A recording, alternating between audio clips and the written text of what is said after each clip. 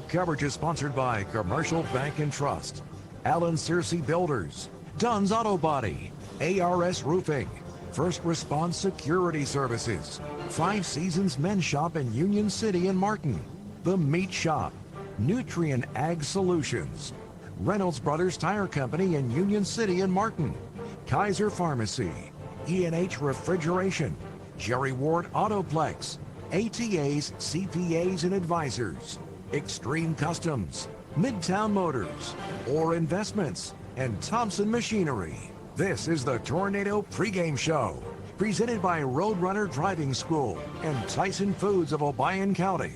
From the Herman Jenkins Motors broadcast booth, here's the voice of the Golden Tornadoes, Chuck Hammer and lead analyst Eddie Suter. And good evening and welcome into War Memorial Stadium, the site of tonight's ball game, as we are here for Homecoming 2025.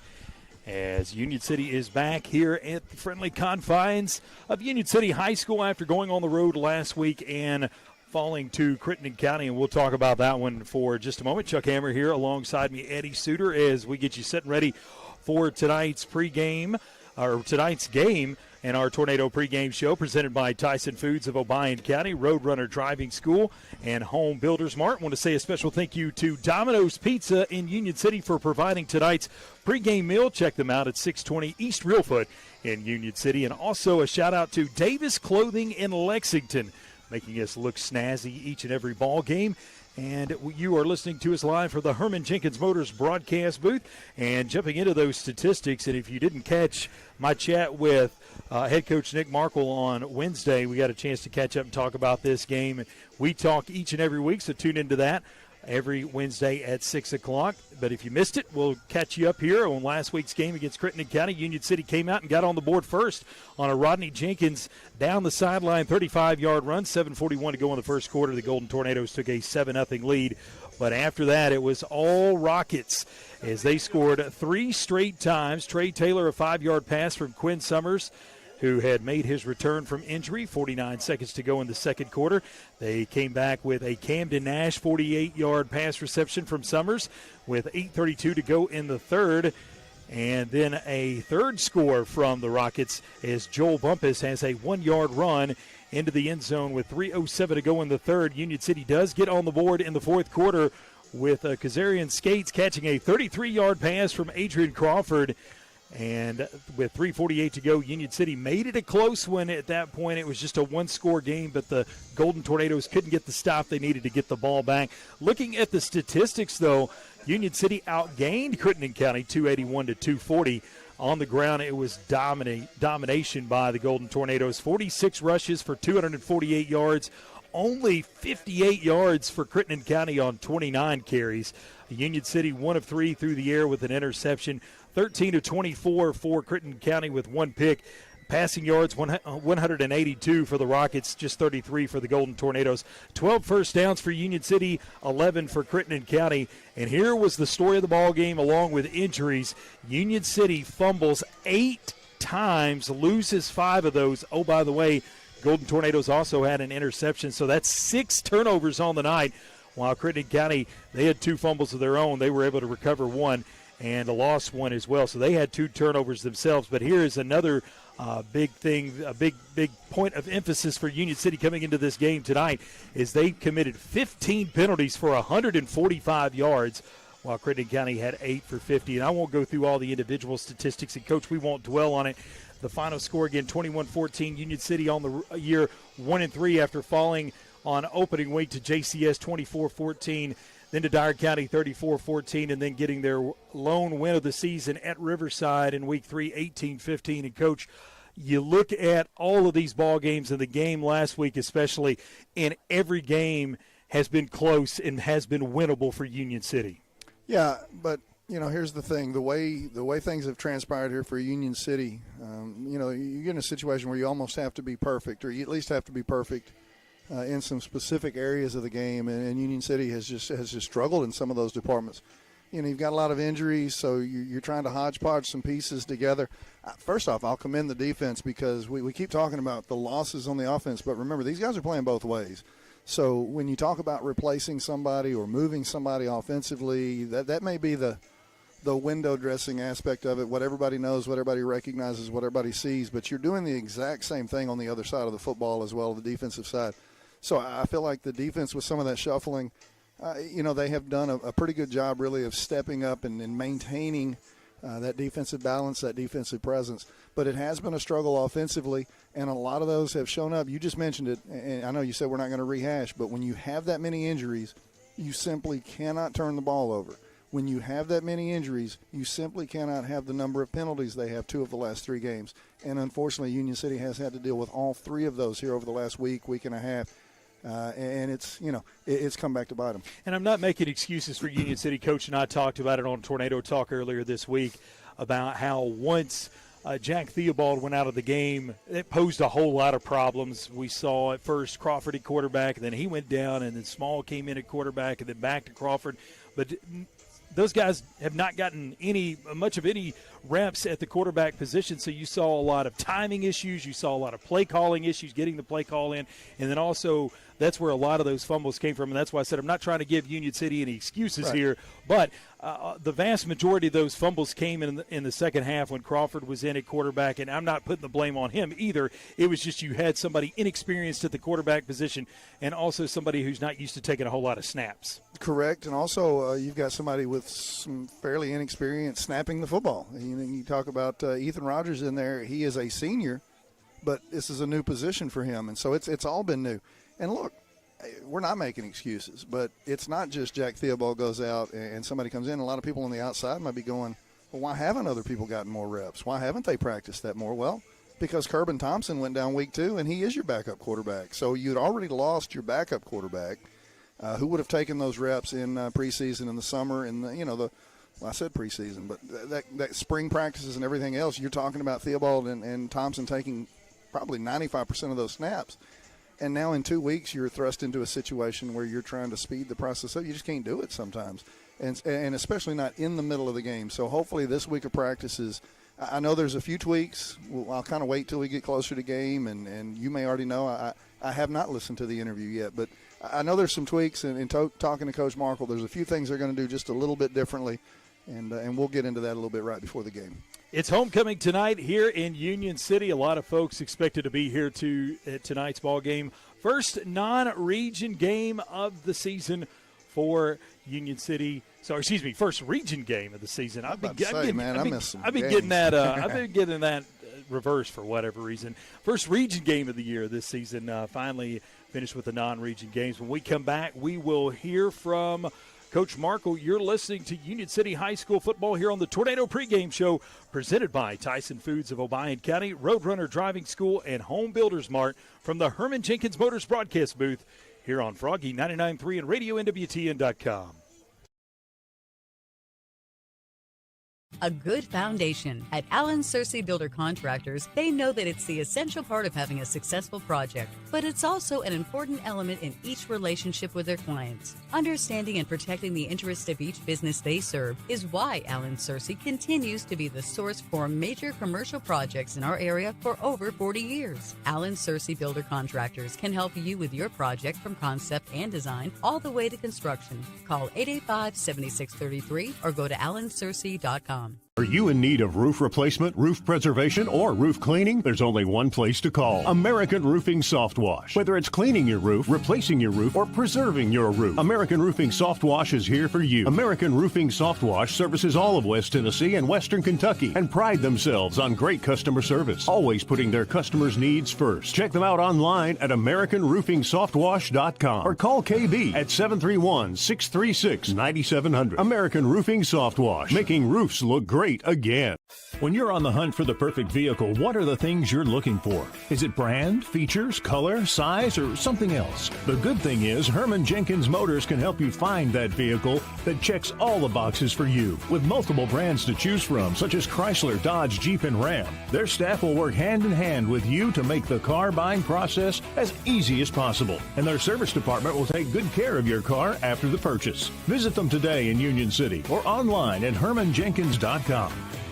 For decades, Commercial Bank and Trust Company has been the bedrock of our community. When it comes to doing business, we have perfected the art. I'm Greg Dozier, and I'm proud to be part of a community bank that prioritizes its customers above all else. To us, you're not just a number, you're family. At Commercial Bank, we promise an experience that leaves you smiling and fully satisfied. Your financial well-being is our top priority, because when it comes to banking, your choice matters. Choose Commercial Bank and Trust Company today. Member FDIC, Equal Housing Lender.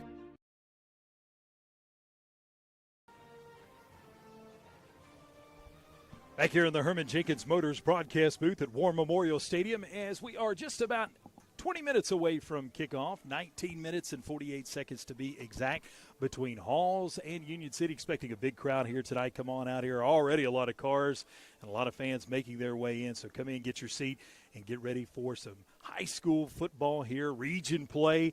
And I got a chance to catch up with head coach Nick Markle earlier this week, and here's our conversation. We are already to week number 5 of the high school football season. Not just week number 5, but also homecoming week. And, Coach, I always love to ask coaches this question. And since this is the first year I've gotten to work with you, I'm kind of curious to hear what your take is on it. I've covered some schools in other parts of the country where they will literally do senior night, homecoming. They'll do everything the first week of the season to just get it out of the way, because I've heard coaches say, hey, all that stuff's just a bunch of distractions. Now, I don't know if that's the right move, but how do you look at homecoming week? I know you enjoy that the players get to have this time, but it's something that also you've got to deal with as far as, something that may be drawing their attention this week. Yeah, I mean, it is definitely a distraction. I mean, there's no way around it, but it's fun for everybody. Coach, what do you expect to see from them offensively? They got some big kids, a couple of linemen that are big. They got a wing back that sometimes splits out. He was one of their defensive ends. He's a big old fella. We got to do a good job of trying to tackle him, get him on the ground. But they're a team that's, they are who they are, and just like us. They can't really do a whole lot of expanding because they're limited player-wise. And so they just kind of come out and try to run their bread and butter plays the best they can, and, last man standing kind of wins. We're going to see a lot of the same guys that we see on offense on defense, I'm sure, because you've already said that they were playing with roughly 15, 16 guys. So a lot of guys going both ways. But as far as schematically, what do they do defensively? They base out of a even front, like a 4-4 cover 3, a split 4 look. They kind of did a different look against Huntington, which everybody kind of has to. So I don't really take the Huntington film to heart defensively, because you got to scheme against that single wing a little differently. Offensively, they're running like a gun tee stuff, so like old school wing tee principles out of the shotgun. They're throwing some flood routes, some scat routes. They're trying to get their playmaker the ball and jet sweeps and getting to the perimeter. We have to do a good job of getting off of blocks, not letting the down blocks get us. We got to get in the hip pockets of the pulling guards, and we've got to do a good job of just pursuing. Bolivar beat them 7-6, and what Bolivar did defensively was not very sound, but what they did great was they just flew around. They were just all over the field. Kind of flying around, as they used to say, hair on fire, and gave Halls a lot of problems just because of their effort. And so that's something I've showed our guys, and something we got to do, kind of emulate that the best we can. I know one thing you want to clean up before we get to injuries, the keys to the game, and wrap up. I know one thing that you want to clean up over the last couple weeks. I don't have the previous couple weeks in front of me, but I have last week's stats in front of me. You had 15 penalties for 145 yards. And I know some of those penalties was because you guys were having some trouble getting the play in with some personnel changes. But I know penalties has been something that we've talked about on the show before, but you guys are going to have to play a much cleaner game. Yeah, I mean, you can't beat anybody with 145 yards of penalties. I don't care who you are and what you're doing. It's on me. I take full responsibility. It's a lack of discipline. A lot of it was delay of game stuff, but on the same note, there's a lot of 15-yarders in there, a lot of unnecessary roughness, a lot of personal fouls. And those have to be eliminated from our play. We have to protect the ball and play clean. Our best game was the first game of the season. It was the least amount of penalty yardage and the least amount of turnovers. And, we played a really good game against the JCS. We've got to get back to that form. And I've had a long conversation this week with some of our seniors about playing with emotion but not letting our emotion override our decision-making. And it's a thing to where I've got to have them. I can't – there's nobody to fill in for them, and we can't be getting ejected or anything like that, or our season is going to slide by us. I mean, we're already halfway, hitting the halfway point here, and we're definitely not where we want to be. But we've got to play better football, and we got to play better football right now. I hate to bring this one up, but it's been a big storyline all season long. Injuries, what do you look like coming into this game, Coach? Yeah. We're beat up, man. It's definitely, some years it's like the injury bug never gets around you, and some years you can't get away from it. And this year it feels like it just lives in our locker room. We lost 2 players the other night at Crittenden County. Our starting quarterback's going to be down, and then we got a backup running back that's going to be out. So depth is something that's a problem, and the bigger problem is trying to use our scout team guys, trying to resemble what Halls does with a bunch of freshmen and sophomores. I mean, we can line up in the formations, but the speed of it's, night and day different. And so it's definitely an uphill task. But all that being said, Hall's got to do the same thing. They're struggling like we are. We're both 2 teams taking on water, as they would say, and we're just trying to figure our way out of it. And, no better time than the present. You touched on it earlier, Coach, but we'll do it here at the end again if you want to add to it. Keys to the ball game. What's it going to take to get a homecoming win against Halls? We just got to play better. We got to play a cleaner game. We got to cut out the penalties. We got to quit turning the ball over. We can't, the big plays will come if we're patient. So defense, keep playing like they've been playing. They're keeping us alive. Offense, protect the football at all costs. Take our 3 yards in a cloud of dust, and every so often we're going to break a 25-yarder, a 40-yarder, something like that. We've got big play ability guys, but we can't expect to be big play every other play. And so just, facilitate the offense, make good decisions, hold on to the football, control the clock. Defense, don't give up the big play, and we're going to be just fine. Coach, good luck, and we hope we're talking to you after a big win Friday night. Go to Your business is unique, so protecting it should be tailor-made. Unlike those one-size-fits-all nationwide security companies, First Response Security Services offers custom solutions tailored to your organization's needs. We even work around any stipulation you have. First Response actually sends real people to support you. You're not just a number in a database. You get the personal touch and real local support whenever you need it. Serving Northwest Tennessee for 15 years. Call us today. Accidents, dents, and dings happen. And when they do, bring your vehicle to Dunn's Auto Body, proudly serving the area since 1963. Our family-owned business provides top-quality repairs you can trust. Our technicians are ready to restore your vehicle to its best. We are open Monday through Friday from 8 to 4. Come see us at 1318 Stad Avenue or call us for a quote at 731-885-0535. Dunn's Auto Body. Get it done and get it done right. Looking for dependable machinery to complete your fleet? Thompson Machinery has what you need. Whether you're buying, leasing, or renting, we've got you covered with new and used CAT equipment and a large inventory at our CAT rental store. Complete your fleet or fill a gap on your job site with our reliable machinery. Find your next machine in our inventory. Call 888-720-1308 or visit a Thompson location near you.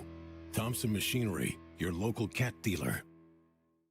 Looking sharp has never been easier. Five Seasons Men's Shop in Union City and Martin has all the brand names he wants.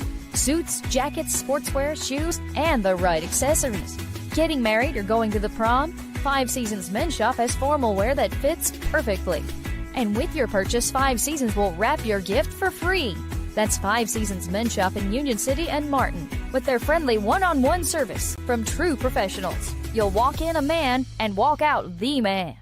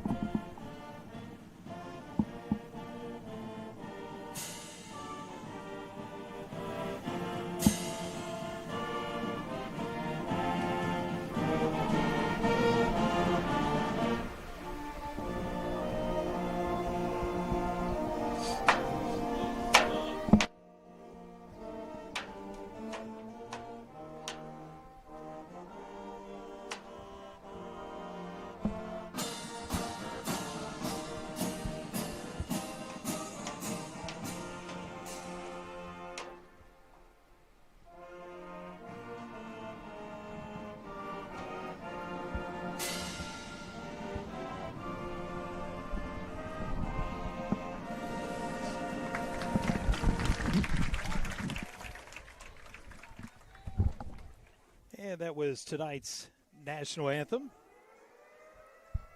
by the Union City High School Band, and both teams are ready to run out. We are 8.5 minutes away from football. We've got one more break here on the Tornado pregame show presented by Tyson Foods of Obion County Roadrunner Driving School, Home Builders Mart, and also from the Herman Jenkins Motors broadcast booth. As we take a look at both these teams are 1-3. We told you about Union City earlier. Well, Halls this year opened up with a first game win as they defeated Humboldt 54-12, then fell to Tipton Rosemark 40-32 in a barn burner. And the next week it was the exact opposite, another barn burner, but they went from a 40-32 game to a 7-6 game. You talk about what extremes? Yeah, extremes there in 2 weeks. Kind of like the weather in Northwest Tennessee sometimes. And that was against Bolivar. So, and then of course last week they took on Huntington, who may be the class of this entire region. They're really showing that early on this season, and Huntington got the win 49-6, a convincing win. And so when you look at Halls through the year, they've got a convincing win, a convincing loss, and 2 tight ball games. Really, team probably still trying to figure out who they are. And when I talked to Coach Nick Markle earlier this week, you guys heard him talk about it there. But, Coach, he talked about Halls is really kind of in the same boat Union City is in as far as they're playing about 15 or 16 guys as well. So we're going to see some Iron Man football out here between these two squads. No doubt, and very familiar with each other as they, went toe-to-toe last year at Halls for about a half, and then, things kind of fell apart for Halls, so I'm sure they're maybe thinking a little revenge on the mind. I know you weren't broadcasting back then, but I remember that being, super hyped up coming into the game, and it was really intense, and then all of a sudden you had Union City ran a kickoff or a punt return, I don't remember which, to end the half and scored to start the second half, and it was just all Union City from that point. So I'm sure that is something on the mind of these Halls players and coaches as well. I was actually there for the first half of that one last year, but did leave at the half. And when you look at I remember that because you were going somewhere I went to out of town. Michigan and Illinois. I do remember that. That's weird because I remember the press box is the reason I remember you being there. Yeah, we came up there to the press box. We hung out. Halls under the direction of a familiar face, a familiar name here, head coach Blake Stegall.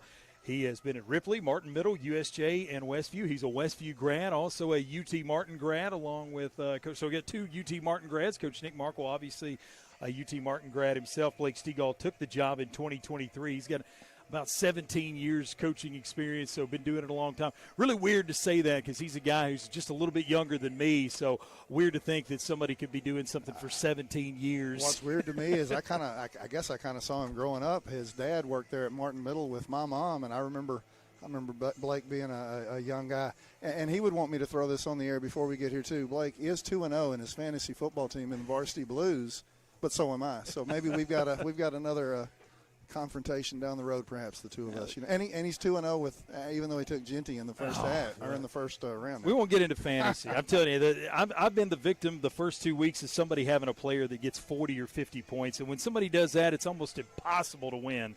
It's been a bad start to the fantasy football season for me. Let's get back to this matchup, and as both teams' captains have made their way out onto the field, and they're about to meet at midfield for the coin toss. But, Coach, before we get the coin toss, let's go ahead and look at the Jerry Ward Autoplex keys to the game. We heard Coach's keys. I always like to get keys from him, but I get keys from you. What's going to take for Union City to get a win here tonight? I know sometimes I feel like I'm copying off of his paper or something like that. I think I did a little bit better here tonight. You like M&Ms? Oh, yeah. I like absolutely. the peanut M&Ms. Yeah. I don't know. I like to kind of try to chew the chocolate around them and then eat the peanut. It's almost like having two snacks. There you go. Yeah. I say that because one of my keys tonight is M&Ms. You want to minimize your mistakes, and that's something that has been an issue, and it's been a problem really primarily throughout the season. But, again, those mistakes have really mounted up and added and contributed to some of these losses. And the other is a little bit more specific. It's that ball exchange precision. We saw some rough snaps. We saw some rough handles the last game. I know we had different player. I keep saying under center. They haven't technically been under center. They've been kind of in that shotgun/pistol formation. I think there's going to be a little bit of a change there. We're going to maybe see some action under center, but the ball exchange has to be precise. They have to take care of the football. But the teams are now meeting at midfield. As Coach, you kind of alluded to it, another breaking news here coming to the stadium tonight is Kervin Thompson in uniform, warmed up, was in full pads, took some snaps. I'm not sure what his availability will be. I'm not sure if we'll see him at the quarterback position or what we'll see from him. But we will see him back out there, it looks like, tonight as he participated in pregame warm-ups. And if you've been following this Union City team over the last couple weeks, you know they really need to get as many healthy players back as they can since so many guys have went down. By the way, those Jerry Ward Autoplex keys are brought to you by Jerry Ward Autoplex. Score your next set of keys from Jerry and the guys today. Let's take one last time out here from the Herman Jenkins Motors broadcast booth on the Tornado pregame show presented by Tyson Foods of Obion County, Roadrunner Driving School, and Home Builders Mart right here on Froggy 99.3 and RadioNWTN.com. Celebrating 45 years in business, E&H Refrigeration is your trained comfort specialist. We are Northwest Tennessee's heating and cooling experts with locations in Martin and Paris. If you're in need of a new Trane HVAC system, we have you covered. Give E&H Refrigeration a call today in Martin at 731-587-9675 or in Paris at 731-407-9121. Let us bring you comfort you deserve with the quality you count on. E&H Refrigeration, your Trane dealer. Northwest Tennessee and Western Kentucky, it's time for a career change, and we know the perfect place for you. Tyson Foods in Obion County. Tyson Foods is hiring, and it's easy to apply. Just stop by and see the friendly staff at the Tyson Foods Hiring Center in Union City. Tyson is currently hiring for general production and many other positions, and they are looking to fill all shifts. Come see the team at the Tyson Hiring Center, located off Reelfoot Avenue in Union City. The Hiring Center is open Monday through Friday from 8 to 5. Come be a part of the Tyson team. Tyson Foods is an equal opportunity employer, including disability and veterans. When you're craving the perfect cut, steaks that sizzle, savory sliced bacon, fresh salmon, juicy pork chops, and the tastiest chicken around, head to the Meat Shop in Union City. Need dinner and a snap? Grab frozen meals and fresh vegetables too. Always the perfect cut, always friendly service. Located at 1106 South 1st Street in Union City. Come to the Meat Shop. It's what's for dinner. From custom application, precision ag, plant health products, seed varieties, financing, and more, we have it all. Here at Nutrien Ag Solutions, we are here for every kind of grower and every kind of operation. By providing these innovative tools, we help you be prepared for the ag industry of tomorrow. Contact your local Nutrien Ag Solutions to discover all the ways we can serve you and your operation. Be sure to like and follow us on Facebook at Nutrien Ag Solutions TN-WKY. Back here in the Herman Jenkins Motors broadcast booth, wrapping things up on our Tornado pregame show presented by Tyson Foods of Obion County, Roadrunner Driving School, and Home Builders Mart. And I want to let you know you're listening to tonight's game on WWGY, Fulton, Froggy 99.3 in Union City. Union City Golden Tornadoes in their purple jerseys, purple pants. And their gold helmets with UC on the side in purple. White numbers, and for Halls, white pants, white jerseys, black numerals, black helmets with the H on the side in gold. That's what both teams have on tonight. The lights are on, and the sun has completely set here, at least got behind the clouds far enough that it looks like it has set. Just waiting for the air conditioning to kick in because of it. Well, I tell you what, I've already been looking at that forecast for next week's game, and I'm starting to lick my chops. Looks like it may be in the either high 70s or low 80s. It's going to be beautiful. So I was hoping for the 50s, but we'll take it. Beggars can't be choosers at this point. For Halls, looks like kicking off will be Jackson Booker, and back deep is Small and Crawford back for Union City as they are waiting for the clock to hit zeros. It has. And now they're going to put 12 minutes on the board, and we're going to have high school football action underway. One of these two teams is going to get their second win here tonight and their first region win. Who will it be, Halls or Union City? We'll find out over the next couple hours. Expect a pooch right here. That's what we've seen a lot over the weeks, actually just a squib down the middle. Yep, squib down the middle by Booker. It'll be picked up one-handed by Small at the 25-30. Goes across the field and is caught there in the middle of the field and taken down in the open field by Easton Epperson. Yeah, outstanding coverage there by the Halls bunch. We've seen that pooch kick just really to try to keep the ball out of the big playmakers' hands here for Union City, but I thought Halls did a nice job of pressing that ball back into the middle and covered it well. See what Union City does here now to start. Looks like Adrian Crawford is getting the sign, so he will be first man up. Got a Kerbin Thompson sighting somewhere down there, though, right? He's got to be down there somewhere, you'd imagine. Behind Crawford, who goes under center, is Small. There's a back who dots the I. Thompson is on the sideline as we see a give up the middle to Small, and he's going to gain 4 on the first play from scrimmage. Gets it up to the 33 of Union City. Clean exchange, nice 4-yard gain. Union City just wants to stay on schedule with that. They'll take anything 2 to 5 yards off of a first down, gets them in positive situation. Ball's on the near hash, and we've already got a whistle. And they're pointing towards they're trying to get the WPSD cameraman to get out of the bench area. That's what it is. Always something. It's for safety, I'm sure, so he's going to go down there. All right. You got that little lane right there for the media. So on what they'll call 2nd and 5, it's a long 5 from the 34. Under center, and the handoff will go to Small. Small surges through the middle, and he'll have a first down up to the Union City 40.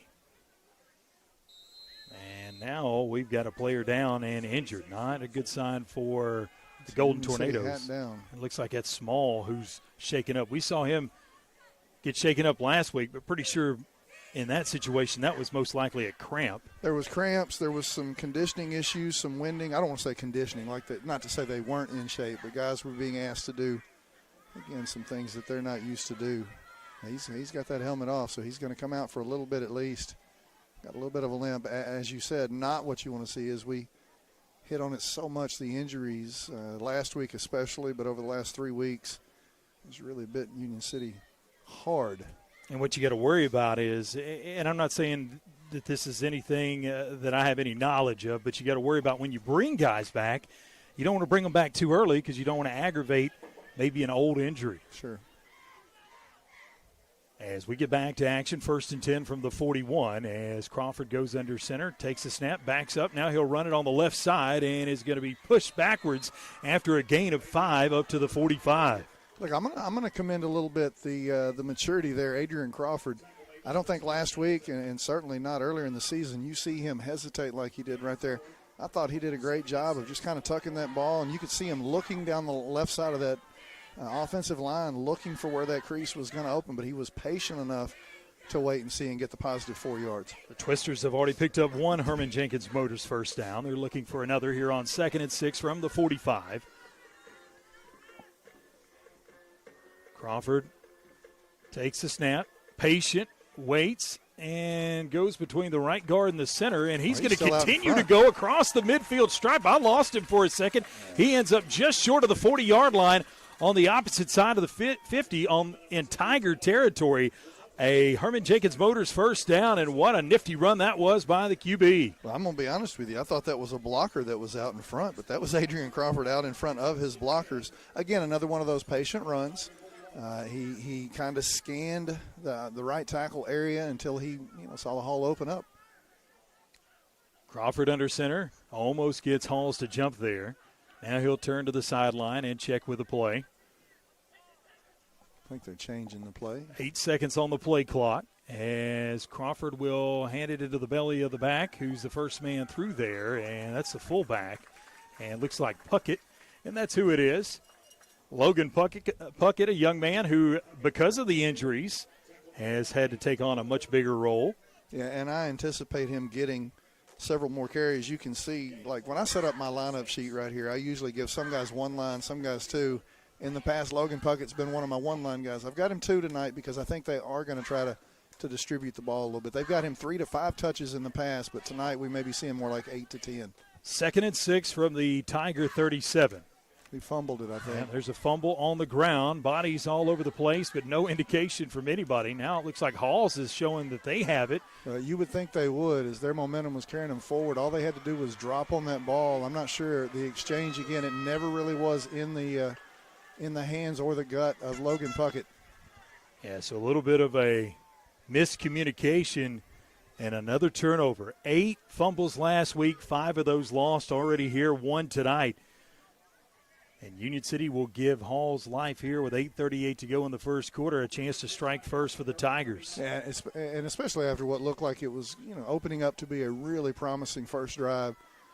You were 4+ yards on every carry right there, and Union City was just kind of having their way and exerting their will. That fumble, you hope it doesn't come back to bite them. Halls will come out in the gun with 3 receivers to the far side. Empty backfield. Man goes in motion from right to left. They'll hand it to him. He's hitting the backfield on the carry. That's Epperson. And we'll see. It was a host of Golden Tornadoes. Sent him for a loss of about a yard or 2. Again, that's one thing that has been consistent here for Union City, especially that defensive line. Not just the defense, or not, primarily the defense, but that defensive line has been stout. B.J. Boyd along with Christian Jones in there on the stop, amongst others. 2-yard loss, 2nd and 12 from their own 33. Halls has their first possession of the evening. Union City won the toss, elected to defer. A little swing pass out here, and it is going to be stopped in its tracks. Threw it out here to the receiver. That was Tettleton. And he may have lost another yard on the play. At best, he got back to the line of scrimmage. Union City sniffed that one out, Coach. Yeah, it looked like Halls did a nice job of kicking that defender out to the sideline, but you had 2 or 3 guys coming and converging from the middle of the field. So it's 3rd and long, no gain on the play, 3rd and 12. Union City's been really good in these situations because they do a nice job of bringing pressure. 3rd and 12, 2 receivers to the far side as the quarterback takes it, rolls out. This is Booker. He throws it down to the middle of the field. Incomplete. Had a man who had a step there, Jeremiah Harris, but just over his head, incomplete, and Halls will be forced to punt here. You would think they'd punt on their side of the 50 on their own 33, and it being 4th and 12. So no positive yardage for the Tigers. No, well, yeah, no positive yardage. The only thing Halls, I guess they'll say positive, is that they're able to flip the field here as Union City, again, was striking. They were marching it right down the field. And Halls with the takeaway, but Union City does stand up with that defense. They have done it so many times this year where they've kind of wriggled themselves off the hook. Thompson Machinery defensive stop for the Golden Tornadoes as Booker is in there to punt. He'll step into it, and it will hit at the 39 and roll all the way down inside of the 25. This one is going to get close to the 20. It's at the 22. Wow, what a roll on that one. About where Union City started their opening drive. I think they're around the 25, if I'm not mistaken. So they'll have to come get those positive yardage again. We'll see. Do we have a small sighting? Yeah, he's got his helmet back on, but he's still here on the sideline. I'm not sure when we'll see him, if we'll see him, but it does look like he's trying to flex that right leg. Crawford ran for over 100 yards last week for Union City. Also had that 33-yard touchdown pass to Skates. Yeah, beauty that he laid in the breadbasket there in the corner of the end zone. We'll see if he'll throw some tonight. He has two receivers here on 1st and 10 on the far side of the field, and he'll take the snap. He rolls to that direction. He's going to tuck it and run, and he's going to get inside, or actually beyond the 25 to the 26. We'll see where they officially mark it.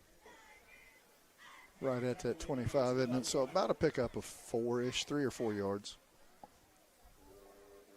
So on the bootleg run there by Crawford. Design. I thought they were bootlegging him out and see if they had something out there in the flats, maybe trying to move that pocket. But it could be maybe just because you were bringing up the fact that he might pass it. I don't think he's going to go to the air too much here tonight. And if he does, it's going to be after a one of those penalty situations, loss of yardage. As long as they can stay positive, they're going to stay with this aggressive run scheme. Here's the handoff, and not much doing there, but able to spin Still away dragging. from a couple defenders, and going to get positive yardage. We'll get the young man's number as soon as he pops up. And that's going to be Jenkins, I think. Rodney Jenkins. Yeah, I thought he was going to be stuffed for no gain, got back to the line of scrimmage. But how many times have we seen that already early in this game where some of these Union City runners have dragged 2 or 3 defenders with them to pick up positive yards? It'll be 3rd and 2 from the Union City 30. Harris on that last stop for the Tigers. We need to see Jenkins stay a little bit more consistent in this run game. We've seen positive things out of him early in games, and then he's just kind of disappeared. So hopefully tonight he can be one of those however many prong attacks they're going with. Here's Crawford, takes a snap. He's going to pick and choose his way, and he's going to get there. I think he got there with that last surge. And it gets up to the 32, 33, somewhere in that neighborhood. They're going to say all the way up to the 33, and it is a Herman Jenkins Motors first down for the Golden Tornadoes. 3-yard pickup for Crawford. Give him 24 now on the night on 5 carries. 5:37 to go here in the first quarter. Been a quick one so far. The ball's been kept on the ground by both of these teams for the most part. So that clock will continue to tick. We might be in the early lead for quickest game here. But I don't know why people say, why do you do stuff like that? Well, not that I want the game to finish quick, but something. Wait, what? Oh, is that a lightning delay? No, it's not. But you never Crawford know. Rolls out, get a throw, throws to the head over the head of the linebacker, catches Puckett. Puckett crosses midfield. It's a Herman Jenkins Motors first down on a big play.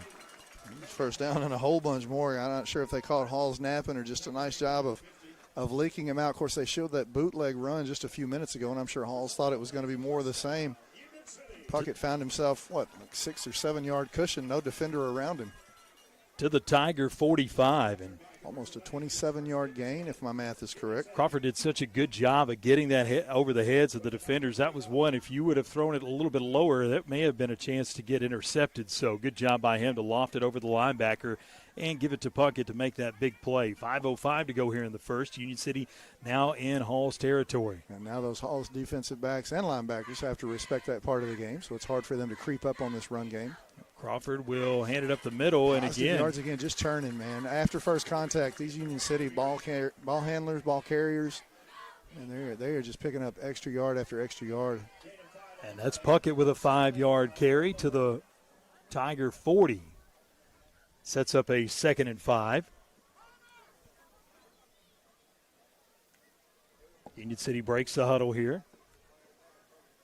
They'll send a receiver on either side. And Crawford under center. Puckett behind him. And the handoff will go to Jenkins. And Jenkins tries that left side. He gets a couple short of the first down, but he will get him a little bit closer. It's going to be 3rd and a long 2. Jenkins usually one of those outside run guys, but he is a strong young man, so no surprise to see him attacking the interior line here tonight. Ball rest at the 37.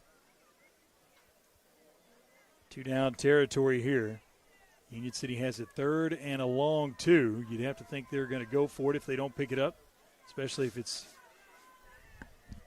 really close. I'd bet your paycheck on it. Crawford again being patient. He's going to be pushed backwards this time. Ran into a wall. One of those guys down there is Deshaun Johnson. He is a big man in the middle. No doubt. Yeah, Crawford again showed that patience, but this time instead of Hall's tipping their hand or cheating one way or the other, they just kind of stayed in those gaps and waited for him. Once they did, they sent him back. But as I promised, I was gonna be willing to bet your paycheck that they would go for it. Maybe mine too. It does look like what Union City is going to do here. Jamarcus Moses also in on the stop. I thought Moses was supposed to be the parting of the sea, but that Moses was making sure and he was converging, right, keeping it all together. 2 minutes, we're going to get a timeout. Yep, timeout on the field as Union City has a 4th and 1 on the Halls 36 when we return. 3 minutes to go in the first quarter between Union City and Halls. No score from the Herman Jenkins Motors broadcast booth here on Froggy 99.3 and RadioNWTN.com. At Reynolds Brothers Tire Company in Union City and Martin, they carry Cooper, Michelin, and Goodyear tires. They carry all major brands and many private brands too. They even go the extra mile for their customers with a service package that includes road hazard, free fixed flats, and lifetime balancing. Reynolds Brothers, nobody beats their customer service.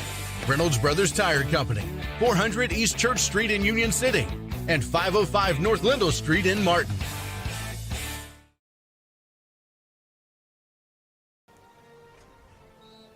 And back here in the Herman Jenkins Motors broadcast booth at War Memorial Stadium, Union City.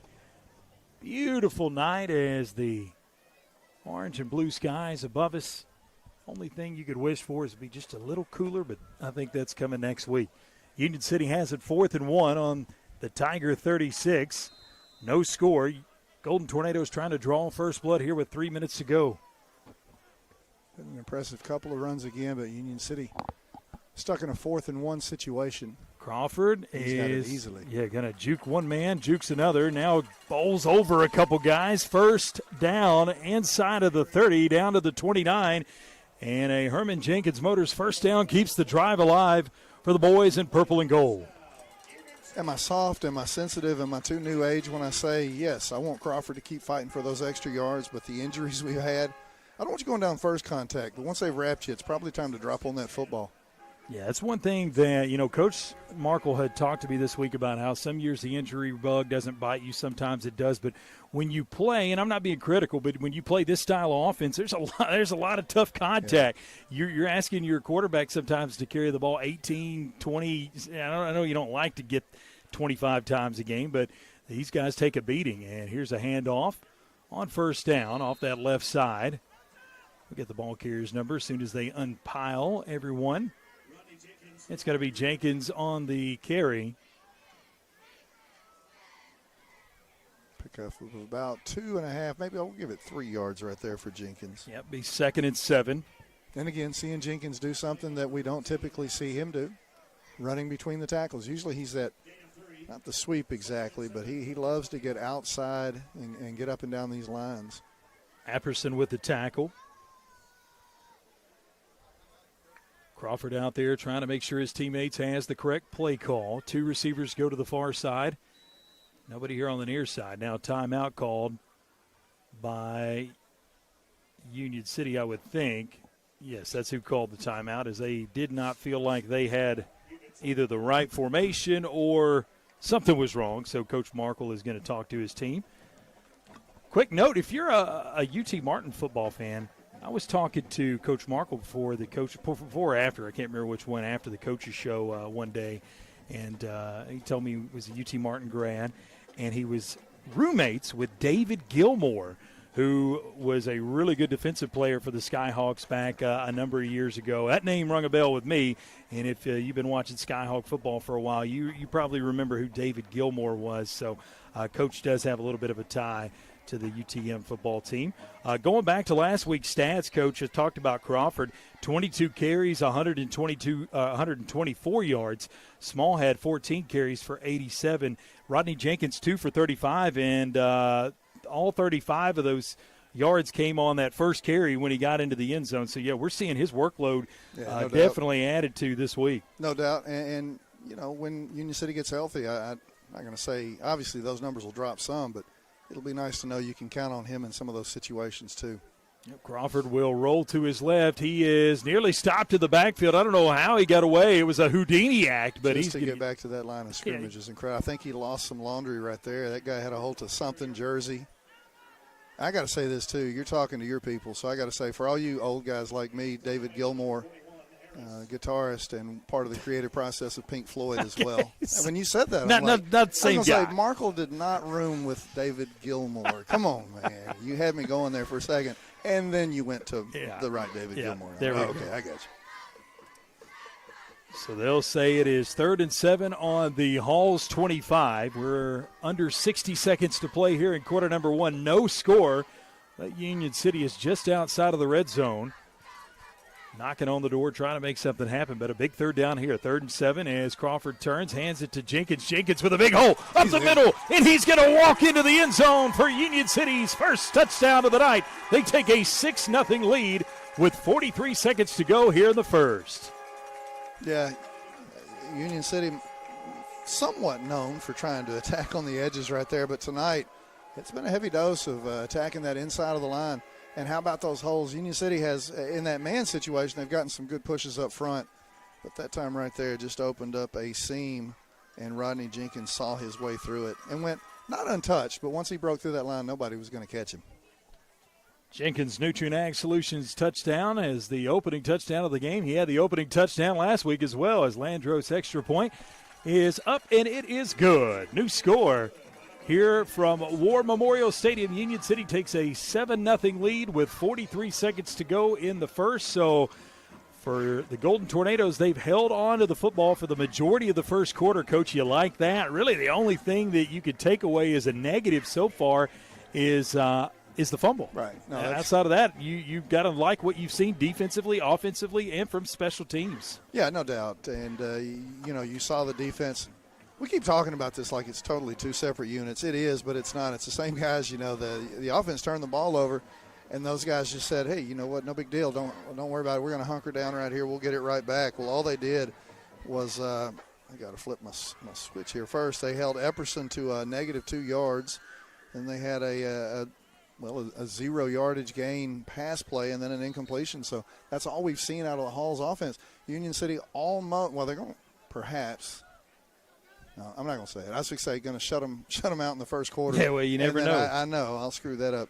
But with the opportunity to shut them out, but not only just shut them out, but really in dominating fashion, keep the ball out of their hands almost the entire first quarter. But 43 seconds left, and then maybe I'll say it again, I hope. Hard to win the game when you don't have the football very much. And so far for Halls, they've only had one possession. We don't have time of possession, real-time stats here, but it's got to be I think it's probably got to be about 10-2, maybe. It's got to be less than 2. Less than that. I think they might had be an incompletion and 2 runs, so to speak. So, yeah, maybe more like 90 seconds is all Halls has had it. And here's the dribbler here to the near side. It's going to get out of bounds. That had an opportunity for Union City to get to it, but just a little too much mustard on it. And Halls was trying to kind of body up some of the Union City players. So it'll go out of bounds, and the Tigers will have great starting field position to take over here, 1st and 10. I think Union City in that situation, you talk about it being hot, was just hoping maybe it pops up and bounces off the chest of one of those guys for Halls who's up on that front line. But they wisely didn't try to pick it up, didn't try to catch it, just kind of, like you said, what'd you say, wall them up and let it roll out of bounds. Well, and when Union City does that, it really sends the message that they have a lot of confidence in their defense. They don't mind letting the other team start at, in this case, they're going to be starting at the 44. Most of the time, coaches are going, whoa, we don't want to let somebody start at almost midfield. But that shows you how much confidence this team has. And you look over the year, they've given up, over the last couple of weeks, 15 points and 14 points. Yeah, the only negative right there, and we'll see what this penalty is, the only negative is, they kicked it so far to the sideline that they didn't really give an opportunity for it to hit off one of those. You want to force Halls to at least have to jump on that football. You never know, one ball might squib out there. Going to be offsides on the Golden Tornadoes. So now Halls has it 1st and 5 on their own 49. First penalty against Union City. First penalty of the game, I believe. So the QB, Booker, takes the snap, hands it into the belly of the back. He has a first down. First carry of the night That looked like Gooch. That's who it is. Tamayan Gooch with a carry and a first down to the Union City 45, and that can take us to the second quarter. We'll see if Halls decides to snap it. 25 on the play clock, just 17. They're not in a big hurry, I'll say that. And now they're getting to the line. I would think if you're going to get to the line with 13 seconds, well, they're not completely lined up. Let's see if you can get 5 the easy way. Try to get Union City to jump, you would think. Booker was pointing to the clock at one point. They're just going to let this thing roll off. And that's exactly what they do. Union City has a 7-0 lead after one quarter play over Halls here in their first region game of the season. Union City with that 7-point lead, but Halls has it on the Union City 45 when we come back. You're listening to it all right here from the Herman Jenkins Motors broadcast booth on Froggy 99.3 and RadioNWTN.com. Kaiser Pharmacy, Union City's only locally owned and operated pharmacy, serving our community for over 20 years. For more than just prescriptions, our services include immunizations, wellness consultations, compounding, med syncing, and even mastectomy supplies. We are excited to introduce our newest offering, Kaiser Wellness, powered by pharmacists, with our exclusive line of supplements and vitamins. Shop online at kaiserwellness.com or exclusively at Kaiser Pharmacy. Plus, shop at our boutique, Miles and Bishop, while you wait, or online 24/7. Experience the difference at Kaiser Pharmacy. Extreme Customs Midtown Motors, located at 903 South 1st Street in Union City, Tennessee, offers a wide range of tires, wheels, leveling kits, lift kits, and accessories. Call 731-885-7373 or visit their website at midtownmotors-tn.com for new inventory. Dustin or Brian can help you find your next ride. Financing is available with approved credit. Extreme Customs Midtown Motors, the best prices around.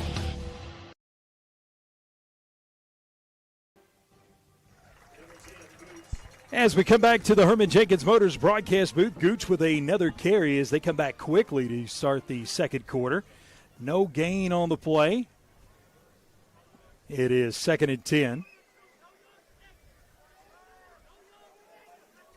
So Union City has a 7-0 lead. They've had the ball twice. Once they got it into the end zone on a Jenkins touchdown run.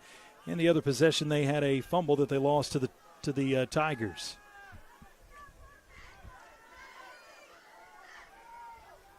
Booker at QB. He stands in the gun. Man in motion. He will shovel it to him. 40, 35, and that's where he shoved out just short of the 35-yard line. And that's Pfeifus on the carry. Pfeifus, I said a big run. He ran a lot of distance, but, well, he did pick up more than I thought, didn't he? Picked up 8 or 9 yards right there. Nice run. Most of that was run, stringing it out, getting to the sideline. It's 3rd and 1 from the Union City 36. Ball's now on the near hash. A lot of size up front for Halls. 3rd and 1, but, both these teams probably around midfield are going to be going for it, so Halls might be thinking about what they need to do here. If they don't get that first down, we might see them hop back up there. 4 on the play clock. They're going to have to call timeout here. They weren't going to let that go all the way down. Well, you saw a stout front there by Union City, so I'm sure they want to think about it a little bit. I wouldn't expect Union City to come out with any kind of different formation, though. You want to force Halls to kind of put this ball in the air, you would think, right? Oh, yeah. If you can. Yeah, if you can. But you would think with the size of Hall's line that they most likely keep it on the ground. But maybe one of those things where Coach says, well, they're expecting the run. Maybe we hit them with a pass. And one of those situations where you might get a bigger result than you I'd hope for, not just a first down, but maybe even a touchdown. Sure. You might go big play right here and feel like you got that little 1-yard gain in your back pocket. You think we'll ever see, I'm just thinking here, you think we'll ever see the tush-push get down into the high school levels? I've been seeing some stuff this week about how really they've almost not banned it, but they've started to restrict it a little bit. They're stopping. You mean they're going to enforce the rule? They're stopping the play. Yeah, they're make sure everybody's lined up correctly. Well, why are you not doing that to begin with? And there's definitely a case to be made there as the handoff. I don't know. I can't see the line. I think he got it. He definitely got it there with the second surge. He fell forward, and that's Apperson. And Christian Jones with the stop, but not before Apperson picks up the first down. Couple yard gain down to the Union City 34, 1st and 10 with 10:57 to go in the second quarter. So a fresh set of downs for Halls. So Apperson with a -2 earlier and then 2 positive right there gets him right back to neutral. Lexington at the end of the first quarter leads Chester County 13-0. We'll give you some more scores as they come through. Scoreboard update brought to you by Commercial Bank and Trust. Booker puts a man in motion. He'll fake the handoff, throws the slant pass, incomplete off of the mitts of Moses. And if he catches that, he might go into the end zone. Yep. He would have had to be caught from behind. I believe you're right. There was no inside help right there. As, of course, you faked the run to the left, and the City defender started shifting that way, and the receiver just slanted right in front of the face of that back defender.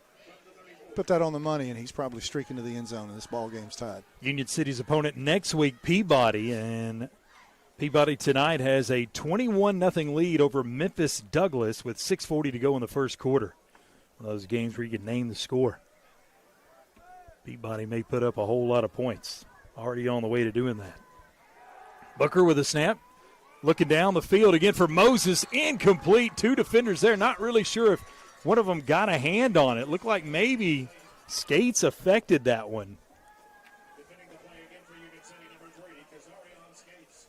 He affected that some, but I got a feeling if that receiver right there extends those arms, kind of kept them tight right there, not really over the middle, shouldn't worry about contact. That's Moses right there. Looked like if he extended, he was at least going to pull that one in. Not sure if he would have gotten to the end zone there as you had a couple of defenders in the area. Milan has a 14-0 lead with 3:42 to go in the first quarter. You've already seen him go to the air a couple of times. 3rd and long, you expect the same, or do you expect them to try to get half of it right here and give themselves a chance at a 4th down play? Throwing it, the left-handed quarterback throws it down the left sideline. Incomplete, but flags fly all over the place. This is going to be against Jenkins, who has his arms outstretched to the sky saying, who, me? Can't be me. Look, I didn't see anything either, but you know why I didn't see it? It's a long way. Yeah, it's a long way over there. I can't see the sideline over there. That was going to be a heck of a throw and catch if they were going to be able to make it. It looked like the pass was intended for Ipus. But here's the thing on that play, Coach, and it's so hard for defenders to not reach, and I'm not saying that's what he did, but a lot of times you'll see a guy, even when the ball is going to be thrown over their head, if the offensive player has a step on the defensive player, a lot of times the defensive player still feels like they want to reach out and grab the guy. That's what I was going to say. We didn't see anything on the tail end of the play, but probably there might have been a little bit of a grab. Tug here or there somewhere before he got into that break. So first down on the penalty, and it'll go inside of the 20. So in the red zone for the first time tonight are the Halls Tigers. So Halls has not connected on one of those big plays yet, but that will go as a big draw right there on the first down pickup, pass interference, or hold. I think they called interference. Booker puts a man in motion from right to left, and they'll shovel it to the man here on the near side, going down the left side or the right sideline here, and he's going to go out of bounds at the 5. Big-bodied player. I think that's Jeremiah Harris, the wing defensive end. Oh, was it?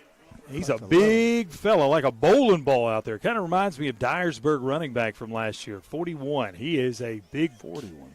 He is a big kid. Yeah, and I don't know that I agree with it, but that does go as a pass. It's one of those, what do you call it? Shuffle pass. Shuffle pass. So it is just outside of the 5. They'll say officially at the 6. 1st and goal for Halls. 2 receivers to the far side. As Booker takes it, handoff up the middle, and did he get in? Yes, he did. Touchdown. That's Gooch on the run and a 6-yard carry. And Halls has drawn to within a point, 7-6. Union City with a 1-point lead. So we saw Union City with a couple of impressive drives, one that ended in a fumble, the other in a touchdown. And Halls comes right back, though, and matches them with a very impressive drive of their own. Again, didn't complete a pass, I don't think, on that. Well, they did. They completed the shovel pass right there. But, again, they had a couple that were on point, almost on the money, that was enough to tighten up that defense for Union City and then able to punch that one in the end zone. A lot of discussion here. Are they thinking about going for 2? I don't think they're going to kick the extra point. And they got the weird formation out there. Now flags fly all over the place. This is got to be what? Illegal participation. Too many players on the field for Halls. They had that formation. You've seen it before.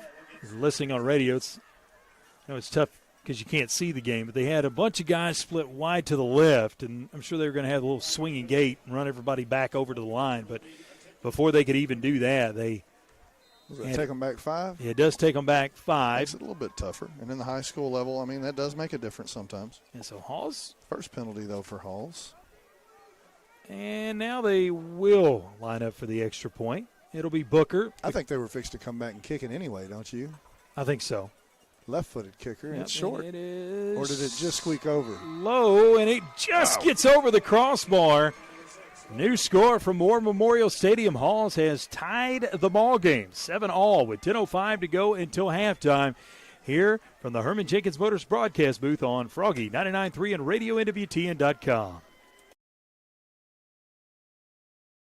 Looking to take your business to the next level? ATA, your trusted tax, advisory, and accounting firm, is here to help. From tax planning to client accounting services to advisory and assurance, ATA has you covered. Contact ATA today at 731-885-3661 or visit ATA.net. With locations across Tennessee, Kentucky, Arkansas, and Mississippi, ATA is ready to serve you wherever you are. Choose ATA for all your accounting needs. Let's amplify your business together.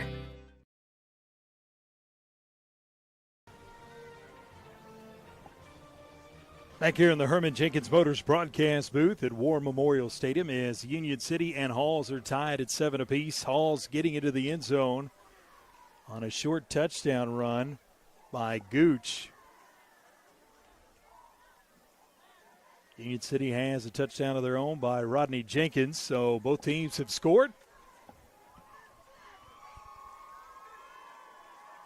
Halls is 1-3, Union City 1-3 are their records. But really, this game tonight for two 1-3 teams really changes just the way you feel about the way your record looks. You're either 1-4 or 2-3, and to me, 2-3 is a lot bigger than 1-4. Right. Well, just getting positive play here in the first half for both teams got to feel good. Hall's trying an onside kick right there. Never went 10 yards, so it doesn't make any difference. Union City just watched it die. It actually had some backspin. It went about 6 or 7 yards, and then backtracked another 2 or 3. Yeah, Union City's going to have prime field position here, already crossed the 50 in Tiger territory. They're already in your field goal range, right? Yeah. I heard you've got a leg on you. Oh, no, I don't have a leg. You don't kick it? No, I don't kick it. I made that up. You're just supposed to go with it. You know, I've broadcasted with a great kicker before, the great Brent Harris, who I called some games with in the past. He's got a leg on him. Yeah? I wish I would have been a kicker. I think it would have been kind of fun. Never really tried out to be kicker. Here's Crawford taking the snap, rolling out here to the near side, changes hands with the football, putting it in the right arm, and he's run out of bounds at the 45, so he'll gain a yard. Run a long way to gain a yard. That's one of those, again, though, where you just commend him for not losing a couple. We've seen that patience, but, again, Hall's showing some discipline here the last couple of drives. They haven't bid on that. They haven't tried to overextend. They're just kind of running down that line with him. And I'll be honest with you, there were 2 or 3 guys back in that backfield. I thought he was going to go for a 2 or 3 yard loss. So positive yard, 1 yard or not, better than what it looked like it was going to turn out to be. 2nd and 9. It's already 9 carries here for Crawford in this first half, and we still got 10 minutes to go in the first quarter. Wow. He may carry the ball 30 times tonight. Well, I gave him 3 columns, so he's got up to 36 before I have to start going to another sheet. Well, timeout on the field. It's going to be Union City calling the timeout, and we will take it with them. 9:58 to go until halftime. 7-all our score here between Halls and Union City from the Herman Jenkins Motors broadcast booth on Froggy 99.3 and RadioNWTN.com. At Jerry Ward Autoplex, we want you to drive home the best vehicle at the best price. And did you know many of our vehicles are factory program vehicles that manufacturer employees drove for a year or less? These are trusted, basically new vehicles at pre-owned prices. We got a great family vehicle, plenty of room, with low miles, still under warranty, at a very affordable price. Like I always said, don't dream it, drive it.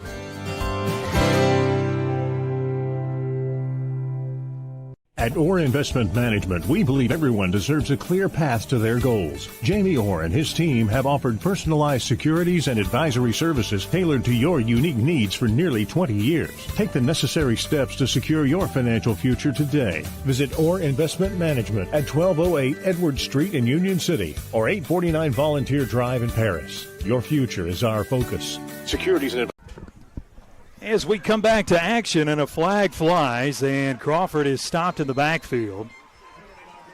Here from the Herman Jenkins Motors broadcast booth. It was 2nd and 9. Looks like this may go against Halls. It's a loss right now on the play for Union City. The mark is back there. Yeah, you hear some clapping out of the Union City bunch, so we shall see if it's, they're marking it, then that would mean it happened after the play, right? It would be like a personal foul situation if you're talking that dead ball or whatever. Otherwise, you've got a pre-snap, and you don't worry about where the ball was down. So what are they going to lose 5 and then gain 5 on the penalty? No, they're going back to that original spot before they mark it, aren't they? I think it's a 15-yarder or whatever it was. Yeah, they're going down here all the way to the 31. And it's going to be a face mask called against Halls. So big penalty there. Glad the officials saw that one because Union City was going to lose what? Yeah, they were going to lose a lot of yards. Like. And that really 3rd and 15 or thereabouts. Changes a lot as the Golden Tornadoes get the Herman Jenkins Motors first down. Right outside of the 30 as Crawford will hand it to Small. And Small is stopped right there at the line of scrimmage by the defender, and that's Ward. I'm just glad we're saying Small's name again here. Yeah, good to see him back in there. So he had a couple of carries early in this one. Just his 3rd carry on the night, though. 3 carries, 12 yards for Andre Small. 2nd and 9. So they actually give him a small gain on that play. Is that intentional? Small gain for Small? No. I didn't think so. I'll mark it in there. I'd like to take credit for it. Receivers either side, 2 backs in the backfield. Back there is Puckett, and there's a little movement on that right side. I was hoping they didn't see it, but it looks like 2 or 3 guys jumped right there. A couple guys. Take them back 5 after the pickup of 15 on the personal foul on the face mask. Now the good thing is it's still 2nd down, so you've still got a couple downs here to and mess they're clearly in 4-down territory. Yeah, you've still got a good opportunity here, but you don't like to be 2nd and 14. No, you never want to be 2nd and 14. You don't mind 2nd and 9. You definitely don't want to be 2nd and 14 with this style of offense either. But Union City's been able to make some big holes and get some big runs. Jenkins and Puckett back there in the backfield as Crawford will roll to his right, looking to throw it. Open. Yep, he's going to throw it, and it is going to be pass interference. Incomplete. Yeah, there we go. And flag down. That's great. First off, it was a well-designed play. Man was wide open right there, just way too much air under the ball. Crawford just kind of slung it and forced his receiver to have to hang up and wait for it. But the Halls defender kind of bails him out right there as he just waylaid him before the ball ever was able to drop down. It was so high, I'm sure the Halls defender thought he had plenty of time to make a play right there. Taylor was the intended receiver as the You don't expect to have to wait that long for the ball to come down, Chuck. Yeah, that's one thing I noticed that Crawford does a lot. He did it in warm-ups, and even with that pass he had last year, puts a lot of air underneath it. Well, it was a 30-something yard pass play on the last week, though. Yeah. This one right here, you just go direct or you throw it early, really, and let the guy run after catch. So how much do they net out of that? Handful of yards. It's going to be 1st and 10 at the 20, so right there at the First Response Security Services red zone as the pitch goes to Jenkins. Jenkins on the far side, and he's going to be stopped at the line of scrimmage, maybe a half-yard gain on the play.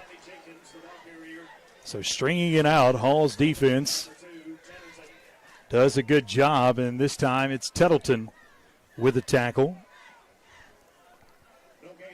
8:13 and counting here in quarter number 2.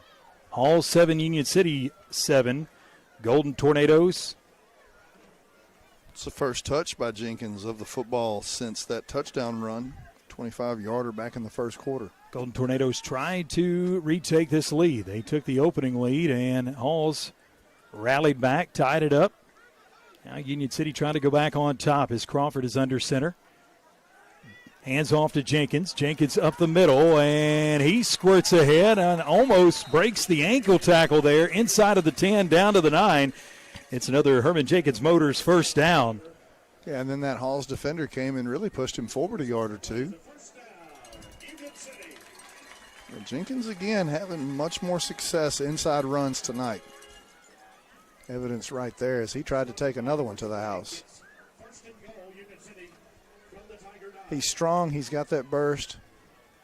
As long as you trust his hands, it wouldn't surprise me to see him have another opportunity or two here in the next down or two.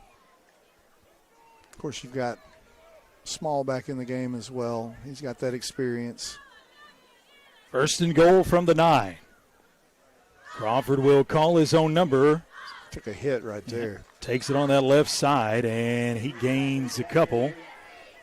Down to the 6. So a gain of 3. Officials are going to stop the clock now. Crawford's going to have to come out. His helmet popped off. Yeah, I told you, he took a lick right there. So this is going to be Corbin Thompson, who's getting last-minute instructions here from Coach Nick Markle. Shades back to game number 1 here with JCS as Theobald started the game, and then he went out, and then Corbin Thompson had to come in at quarterback and made his presence known as soon as he came into the game. He's got an opportunity here maybe to get a touchdown here. He's only 6 yards out. Second and goal from the 6. It'd kind of be poetic, right? Storybook-ish. Got movement again, though. Yep, flags will fly. Pre-snap movement. Everybody trying to make sure they're on the same page with the swappage. Now Crawford's going to come in. Back in for Thompson. 4 penalties now against Union City, 30 yards. So it makes it second and goal from the 11 now. And Corbin wanting to come back in the game. Crawford headed back to the sideline. Corbin Thompson started out. Yeah, he's headed out there. It may be the rule is no official play has happened. Ah, okay. Yeah, I remember. Now, the only way to kind of overrule that is if you called timeout. Yeah. But they don't want to burn another timeout. Has another timeout. Yeah, not sure how many they've called. It says they've called all 3 on the board. I know they've called a couple. 2 of them, yeah. And the handoff will go to the belly of the back, up the middle, and he surges ahead, and now will finally get thrown backwards. That's Jenkins again. Jenkins with some. Let's see where they put this down at. Forward progress. Tough running for him. Made it all the way down to the 7. So 4-yard pickup. 50 yards on the night for Jenkins now. Yeah, he's had some pretty tough runs inside right there. He's been able to take and accept some of that contact. Clock keeps on ticking right here. Union City not going to be able to run the quarter out, obviously, but doing a nice job of keeping that ball out of Halls' hands every possession except for their first one.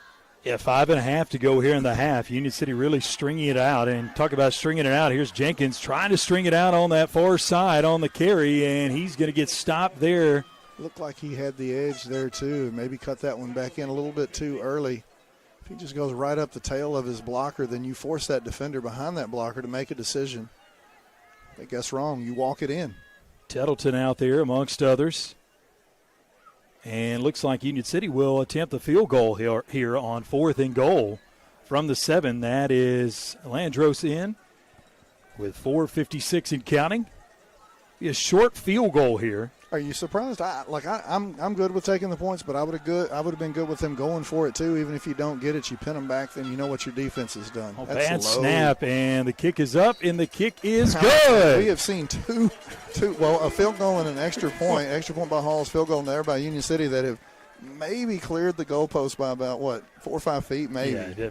Yeah, maybe not even 3 or 4 feet. I mean, it's getting close, but that one right there, all that matters is that it went over the crossbar and between the uprights, and Union City has retaken the lead 10-7 with 4:41 to go here in quarter number 2. Wow.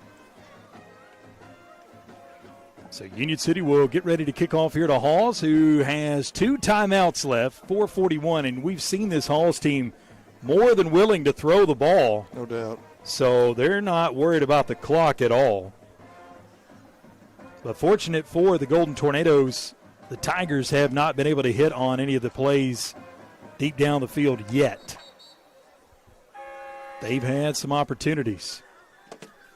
Highland leading Gibson County 23-0 at the end of 1. Humboldt over West Carroll 16-8 at the end of 1. And it's Southside leading Liberty 13-0 at the end of 1. So 4:41, Union City does take the lead. It'll be Hall's ball, and Halls will have it to start the second half, so I'm sure they would love to keep the ball out of Union City's hands one way or the other here. Meanwhile, Union City without a timeout, trying to figure out how to get that ball back.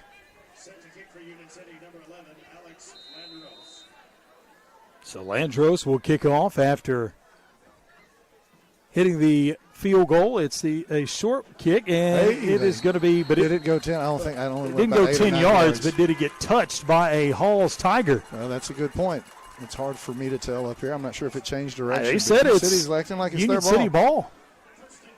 Yeah, nice so job. and no argument from the other side. And I would think with the angle that the folks across the way had and the coaching staff across the way had, if that ball hadn't been touched and it went out of bounds before 10 yards, yeah, they'd be going that crazy. But it's Crawford who comes up with it. Boy, what a bad break for Halls. If you're a Tiger fan, to no doubt, because again, they're sitting there thinking, we're fixing to get the ball here with under 5 minutes. Score would be great. Don't score is still going to be okay. We'll take it going down 10-7 and getting the ball back to start the second half. But now Union City, you would think, is going to try to chew up every bit of this clock. And again, we don't keep up with it. I wish I did. But if Union City is able to do that, there's no telling what that time of possession advantage is here for Union. It's probably got to be 80-something%, right? It's going to be 20 minutes to 4. It feels like it's got to be somewhere in that neighborhood. And here is Crawford with a keeper, and he is pushed backwards, nothing. And with the tackle is Ward. The question is there forward progress? I feel like there's going to be a loss of a yard or two there. Loss of a yard. It's 2nd and 11, now back on their own side of the 50 at the 49. As after this play, we'll go under 4 minutes until halftime. Union City 10, Hall 7. Hall's get a stop here on this play. You wonder if they might take a timeout, but I don't think they would, knowing that Union City's at midfield. Crawford will hand it to Jenkins, and he is going to be stacked up there. And he got that a yard or two. Yeah, yard back and maybe another half yard. And they will not tell. They're going to sit on those 2 timeouts because, again, you call a timeout in this situation if you're Halls. And you give Union City an opportunity to think about it, talk about it, what they need to do here for a couple of plays to get that first down. 3rd and 9. Play call comes into Crawford. He huddles his team and talks about it. All right. Halls has showed they've stiffened up inside. Does Union City come out with an outside run, or do maybe they go to the pass. air right here? Yeah. You've seen Skates is on the outside. I mean, everybody's within, 8, 9, 10 yards of the ball, so it's not like Union City doesn't have the talent to run past somebody, and they have. Crawford is going to cut it upfield. 40, 35-30, 25-20. 15-10, 5-4, 3-2-1, touchdown, Union City. Crawford faked the pass and then just picked his way through the Tiger defense into the end zone for a Union City Nutrient Ag Solution touchdown. I'll tell you how good that fake was. I was just looking to see which guy he was going to hit. He had one guy kind of on a corner route. I really thought he could have stayed down the middle of the field, and you had a streak down the middle, would have had a wide open guy. The next thing I know, Crawford's running up his backside. He's so fast, he almost got on an even plane with the wide receiver. 49-yard run, though. 2:57 to go. Only bad thing there, they didn't run that clock out. Yeah, I think they'll take the touchdown. Absolutely. 16-7 and make it 17-7 as Landros' extra point is up and splits the uprights. So the new score from War Memorial Stadium is Union City 17, Hall 7 with 2:57 to go. And one thing that won't catch Halls off guard will be the kickoff. They'll be ready for that. They're going to do it again. They've done it. They've done it two or three times. Hey, that's what I was about to say. Why not do it? In this scenario, your defense has been outstanding. Take away that one series, and most of that scoring play by there were some penalty Halls, markers. Right, you had that pass interference. Maybe an offsides or two here or there, but I don't have a problem with it. I guess the only reason you don't is you want to maybe force Halls to go the length of the field now that you're up 2 scores on them. You don't want to give them good field position knowing they're going to get the ball back. That's the only thing that you think about because, and I think what really solidifies that is the fact that Halls is getting the ball out of the half. Yeah. Well, they're supposed to. I say that they're supposed to. Oh, yeah, you're already calling onside to start the second half. I'm just saying, Union City over the last 2 weeks has been very aggressive in their kickoffs. Correct. Landros to put a boot into it. And they may be thinking they want to play this game the way I play tennis. Either I score or you score, but it's going to happen fast, man. I'm putting it down the line one way or the other. Moses back there along with Apperson to receive the kick. Those are the deep guys. Let's see what Union City has drawn up here in the dirt on the sideline as it is a short kick, and it bounces off a Halls player. Got a chance. And Halls. Well, you can see Union City not excited, so Halls got it. Yep, they recovered. But it did bounce off one Halls player's chest. Yeah, no, they had a chance. Even in the scrum down there, I think Union City maybe had an opportunity to fall. And it looked like one of the guys ran past the ball. I'm sure this is going to be a point of emphasis at the half for the Halls Tigers in the locker room about what they're doing on special teams. Second half. Halls with a couple of timeouts and 2:53. So plenty of time the way they attack through the air a couple of times here tonight. It makes it that much tougher when you can't get your offense on the field. And for Halls here in the first half, we haven't seen much of the Tigers' offense. Makes what tough? To score? With your offense off the field? I didn't realize that. Yeah. Booker swings it out here to Apperson. Apperson near side. He's going to get taken down from behind. There's the horse collar. Yeah, that's what I was afraid of. Gain of a couple on the play. He was stopped just after he crossed the 40-yard line of the Tigers. But this is going to pick up. My question to you is that pass was behind the quarterback, right? So does it go as a run, or do you think he was out in front? Doesn't make any difference. Yeah, it's just hard. It's just so hard because we weren't, because of our angle. I'm not sure. Obviously, I got told that in the volleyball match last night. I was not complaining. I was questioning. I got told I did not have a good angle. Yeah. I don't know that mattered in what I was asking about, but I had to accept it.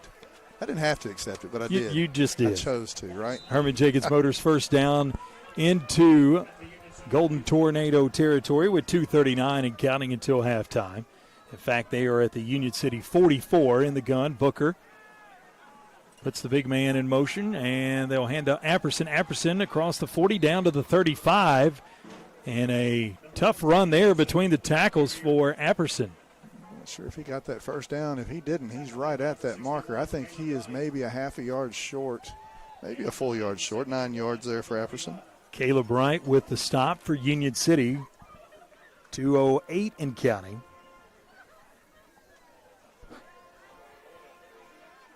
Booker's going to be back there with Apperson off his left hip. No receiver to the near side, 2 receivers to the far side. The give will go to Apperson. Apperson is going to get stopped, but not before he picks up the first down at the 33 of Union City. Let me ask you this. All night I've been saying Apperson. Why didn't you correct me already? I'm looking over at the roster. Apperson. Oh, I didn't hear you say it. I heard you say it. I don't know why I didn't say it. Makes sense. I'll tell you this. They've got some tricky names here. I've looked over some of the roster, and, boy, I'm hoping a couple guys don't get in the game tonight because there's some. I don't say that. There's some moms and dads out there going, come on, man, you're probably talking about my kid. Oh, yeah. I just said they're tricky. I didn't say they were bad or anything. Is it this one, Connor? There's a few of them. I'll show you some. I'm just teasing you. But first and 10. Everybody can't be a Chuck. Yeah, everybody can't be a Chuck Hammer. That's an easy one. And here's a throw out into the flat, caught at the 20, 15, 10, and that's where he's going to finally be taken down just short of the 10 at the 12. And it's that man again, Is it Jeremiah Harris. He caught the pass down the sideline that really set up Hall's first touchdown, and this time he set him up in great field position here after that reception. Well, I'm going to tell you, I like what Harris does after the catch. I like what Harris does after contact. He's a big guy. Yeah, absolutely. He is not going to go down with one or two guys. It's going to take a host of tornadoes to get him down, it looks like, tonight. It's at the 13. He's got the ball in his They'll hands give it to again. Harris, and Harris goes up the middle, and he pushes forward to the 5, or just short of the 5, and now they'll use one of those 2 remaining timeouts, do the Tigers. Boy, the complexion of this game changes a lot if Halls can get it into the end zone here before the end of the half. And then they get the ball after halftime. Clock stopped with 36.7 ticks to go. 36 seconds. It's been a whole lot of Harris here this drive. Jeremiah Harris. 2nd and 2 is what they have on the board. Ball's on the 5-yard line. Looks like Halls can get a first down. Still 2 timeouts on the board, but I think they're down to 1 now. Now they're right? down to 1. It should be down to 1. They had 2 before they called that one, so they just had to take it down on the 5. You would assume they'd try to attack through the air at least once right here, maybe twice. No, one more time, and then use that timeout on a potential run play. Either way, 37 seconds and 1 timeout, plenty of time for Halls to do just about anything they want here on this possession and this play. So Booker will set up in the gun. We haven't seen him go under center very much tonight, if at all. And he'll give to the back, and that looked like that was Gooch. Got stuffed.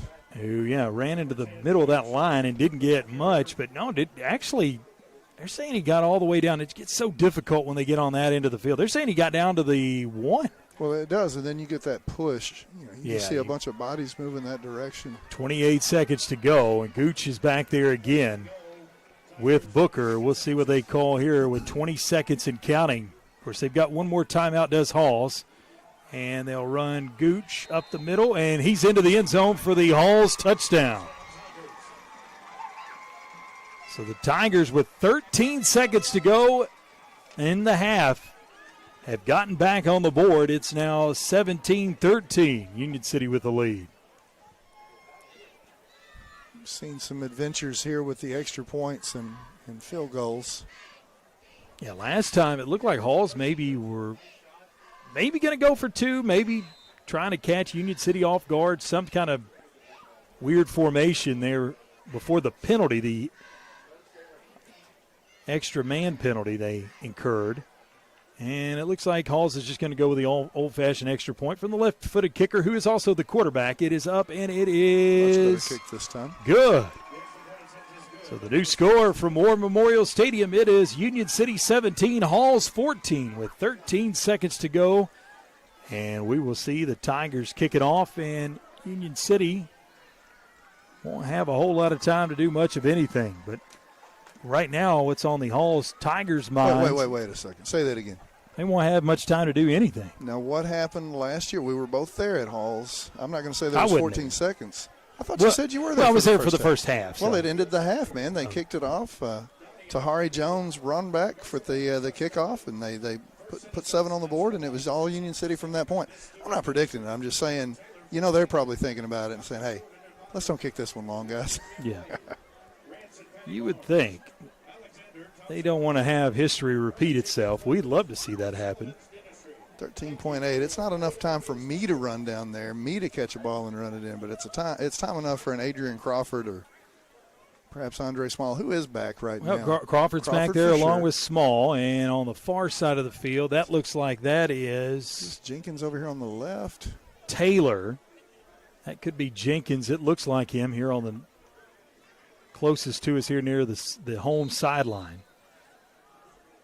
Booker with it teed up at the 40-yard line, and it is a bouncing ball that will roll to the 25, picked up by Crawford. Big hole in the middle of the field, but he goes backwards, and Apperson is going to stop him. But he said, wait a minute, I didn't hit the ground. Let me keep running a little bit. Crawford wanted to keep running, but 7.1. Are we going to see Crawford's arm right here? Why not, right? Yeah, why not? What do you get to lose? Possession.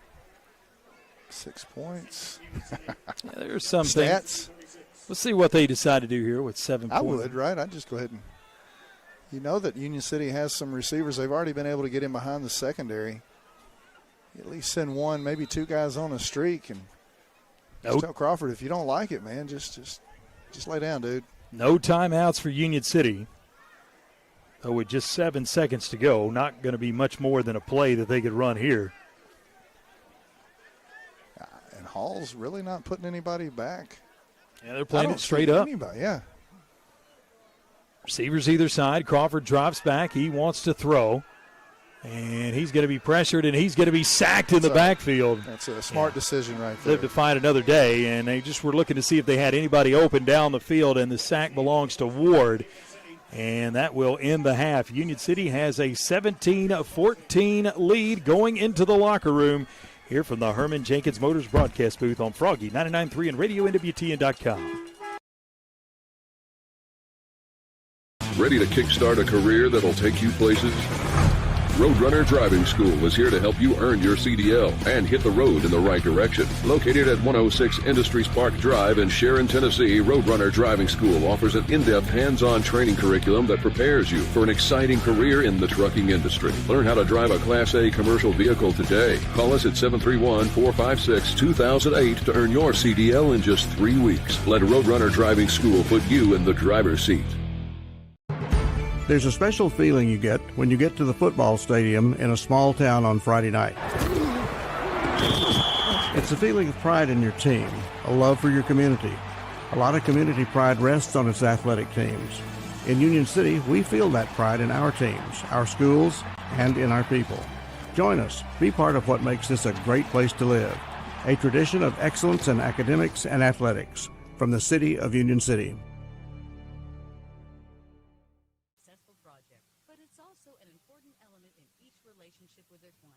Understanding and protecting the interests of each business they serve is why 2026 Union City High School cheerleaders and football homecoming court are ready to begin our homecoming festivities.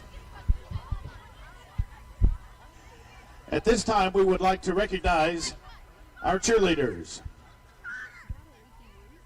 First, the freshman, Clara Cluster. Alana Morton.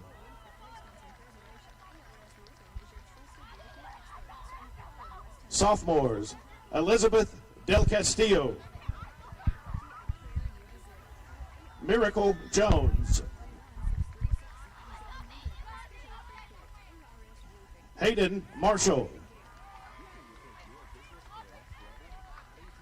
Heaven Marshall.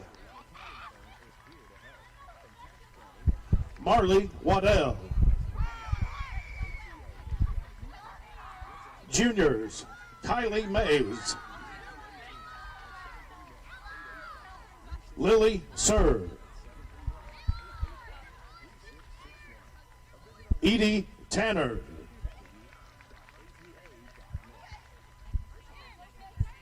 Seniors, Kinsley Campbell. Trinity Lockridge. Maricela Sanchez. Riley Stone. Elana Vaughn. And Gracie Worrell, your Union City 25-26 high school cheerleaders.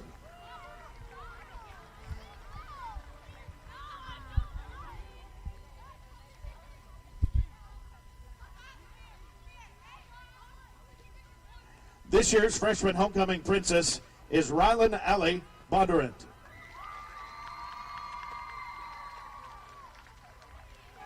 She is the daughter of Courtney and Dylan Bondurant. Rylan Alley is a member of the volleyball team and the tennis team. After graduation, she plans on attending the University of Tennessee at Knoxville, majoring in biology. Rylan Alley Bondurant.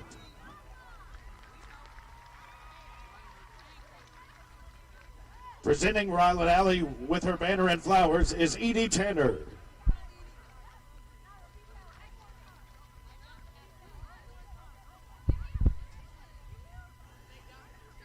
This year's sophomore homecoming princess is Chloe Norton.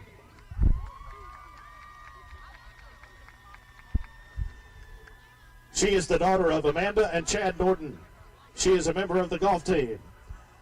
After high school, Chloe plans on attending the University of Tennessee at Knoxville, pursuing a career in radiology. Chloe Norton.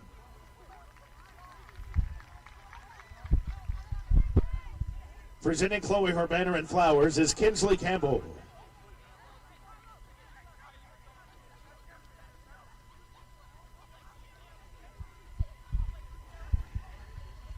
This year's junior homecoming princess is Briley Robinson.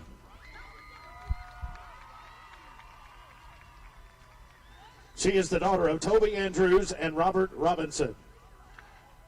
Briley is a cheerleader and is a member of the band.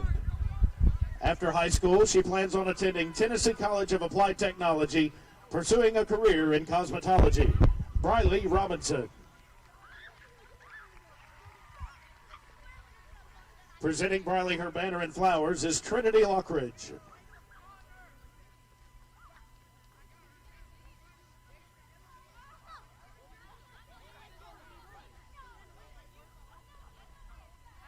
At this time, we would like to introduce our 3 senior royalty members in alphabetical order. They are Calais Irvin,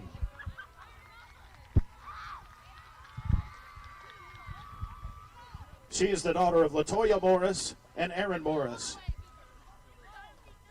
She is a cheerleader, a member of the volleyball team and the track team. After graduation, Calais plans on attending Middle Tennessee State University to major in kinesiology. Calais Irvin.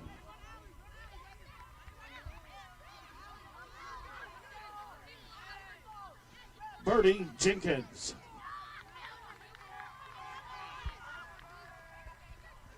Birdie is the daughter of Amy and Lynn Jenkins. She has been a member of the golf team and is a member of the tennis team. After high school, she plans on attending Ole Miss University, majoring in accounting. Birdie Jenkins.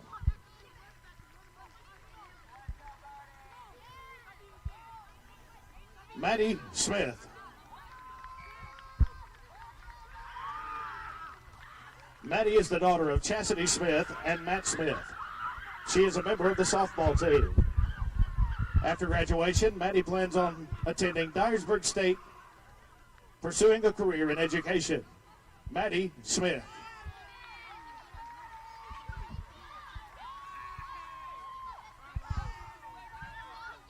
And now we would like to introduce to you senior football homecoming princess, Calais Irvin.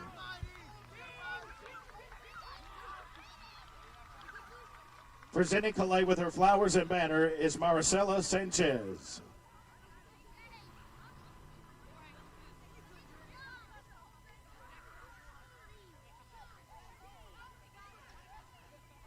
Next, senior princess, Maddie Smith. Presenting Maddie with her flowers and banner is Riley Stone.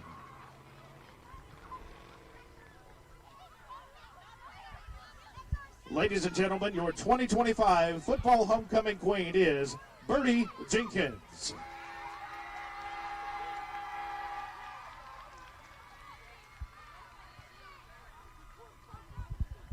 Presenting Birdie with her crown, banner, and flowers is Alana Vaughn and Gracie Worrell.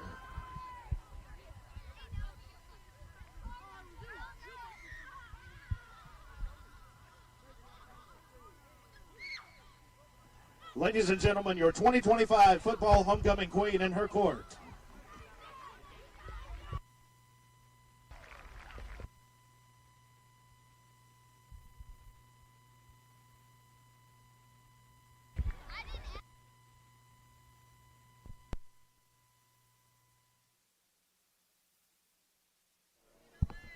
And halftime. Ready to kickstart a career that'll take you places? Roadrunner Driving School is here to help you earn your CDL and hit the road in the right direction. Located at 106 Industries Park Drive in Sharon, Tennessee, Roadrunner Driving School offers an in-depth hands-on training curriculum that prepares you for an exciting career in the trucking industry. Learn how to drive a Class A commercial vehicle today. Call us at 731-456-2008 to earn your CDL in just 3 weeks. Let Roadrunner Driving School put you in the driver's seat. There's a special feeling you get when you get to the football stadium in a small town on Friday night. It's a feeling of pride in your team, a love for your community. A lot of community pride rests on its athletic teams. In Union City, we feel that pride in our teams, our schools, and in our people. Join us. Be part of what makes this a great place to live. A tradition of excellence in academics and athletics from the city of Union City. Looking sharp has never been easier. Five Seasons Men's Shop in Union City and Martin has all the brand names he wants. Suits, jackets, sportswear, shoes, and the right accessories. Getting married or going to the prom? Five Seasons Men's Shop has formal wear that fits perfectly. And with your purchase, Five Seasons will wrap your gift for free. That's Five Seasons Men's Shop in Union City and Martin with their friendly one-on-one service from true professionals. You'll walk in a man and walk out the man. Your business is unique, so protecting it should be tailor-made. Unlike those one-size-fits-all nationwide security companies, First Response Security Services offers custom solutions tailored to your organization's needs. We even work around any stipulation you have. First Response actually sends real people to support you. You're not just a number in a database. You get the personal touch and real local support whenever you need it. Serving Northwest Tennessee for 15 years. Call us today. A good foundation. At Allen Searcy Builder Contractors, they know that it's the essential part of having a successful project, but it's also an important element in each relationship with their clients. Understanding and protecting the interests of each business they serve is why Allen Searcy continues to be the source for major commercial projects in our area for over 40 years. Allen Searcy Builder Contractors can help you with your project from concept and design all the way to construction. Call 885-7633 or go to allensearcy.com. Are you in need of roof replacement, roof preservation, or roof cleaning? There's only one place to call. American Roofing Soft Wash. Whether it's cleaning your roof, replacing your roof, or preserving your roof, American Roofing Soft Wash is here for you. American Roofing Soft Wash services all of West Tennessee and Western Kentucky and pride themselves on great customer service, always putting their customers' needs first. Check them out online at AmericanRoofingSoftWash.com or call KB at 731-636-9700. American Roofing Soft Wash, making roofs look great again.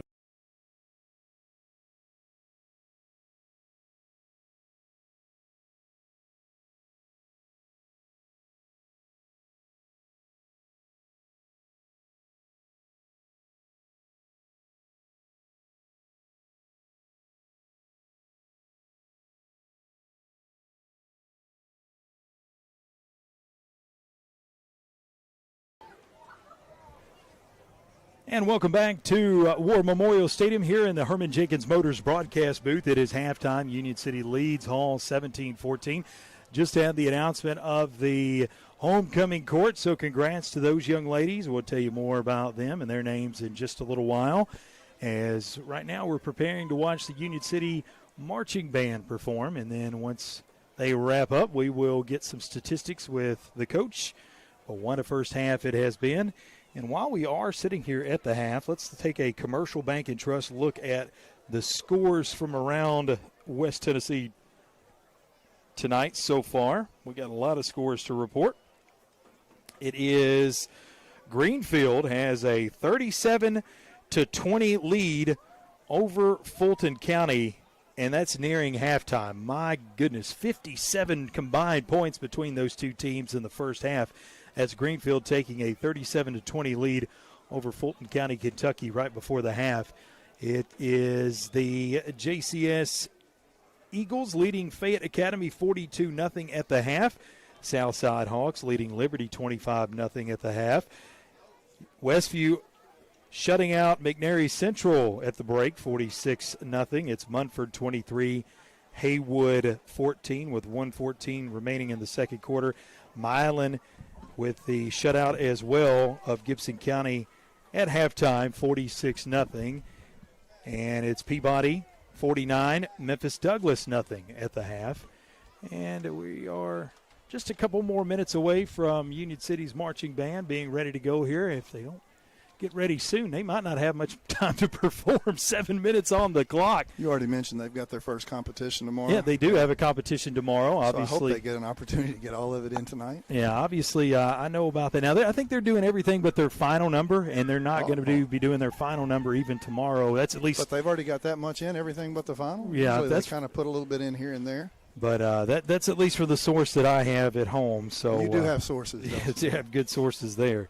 And those are your halftime scores presented by Commercial Bank and Trust. And it looks like the Union City Marching Band is ready, so we'll watch them. And when we come back, we'll give you some stats, and we'll get you ready for the second half of this one. Here is the Union City High School Marching Band.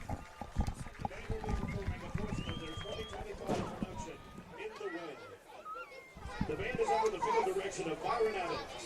The Golden Tornado Marching Band is under the direction of Jason Dean, Joe Davis, and Braylee Edgar. Drum Major Byron Evans, is your band ready?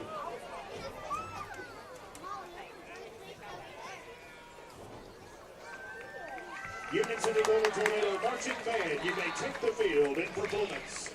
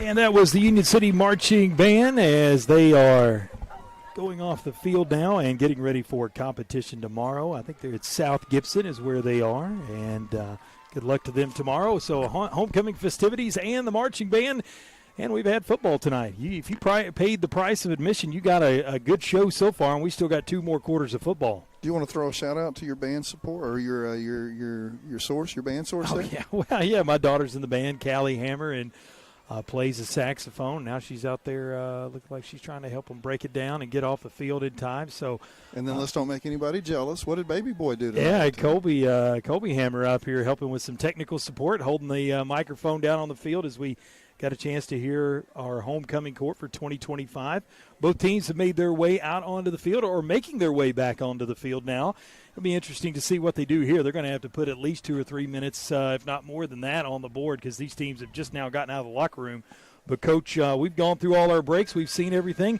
Let's go ahead and look at those first half stats. Yes, sir. Let's do that. Scoring opened up with Union City taking a 7-0 lead in the first quarter, 25-yard run by Rodney Jenkins. And then, man, everybody kind of got involved there in that second quarter. That's where it stayed. But remember, Union City kept the ball almost the entire first quarter. It was Gooch with a 6-yard run to tie things up in the second. Then Landros with about a 24-yard field goal there.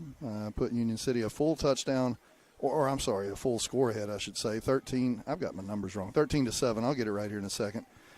Adrian Crawford right there with a 49-yard run. What a scamper that was, right? It looked like he had a couple of guys open and was able to just kind of weave and dart through the middle of that defense. And obviously, you want to have Jack Theobald back and Kerbin Thompson back at 100%, and those guys can play that position too. But that's what makes, when Crawford's out there at the quarterback position, that's what makes him so special because he can go the distance on just about any play. And he's had a couple of nice completions or a couple of nice-looking throws here, so you're going to have to respect that arm as well as the legs. Just makes him that much more dangerous. But after that Crawford run, it was 17-7.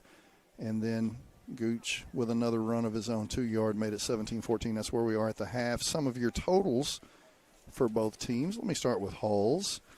In the passing game, let's see, it looks like Booker was 2 for 5, just 14 yards.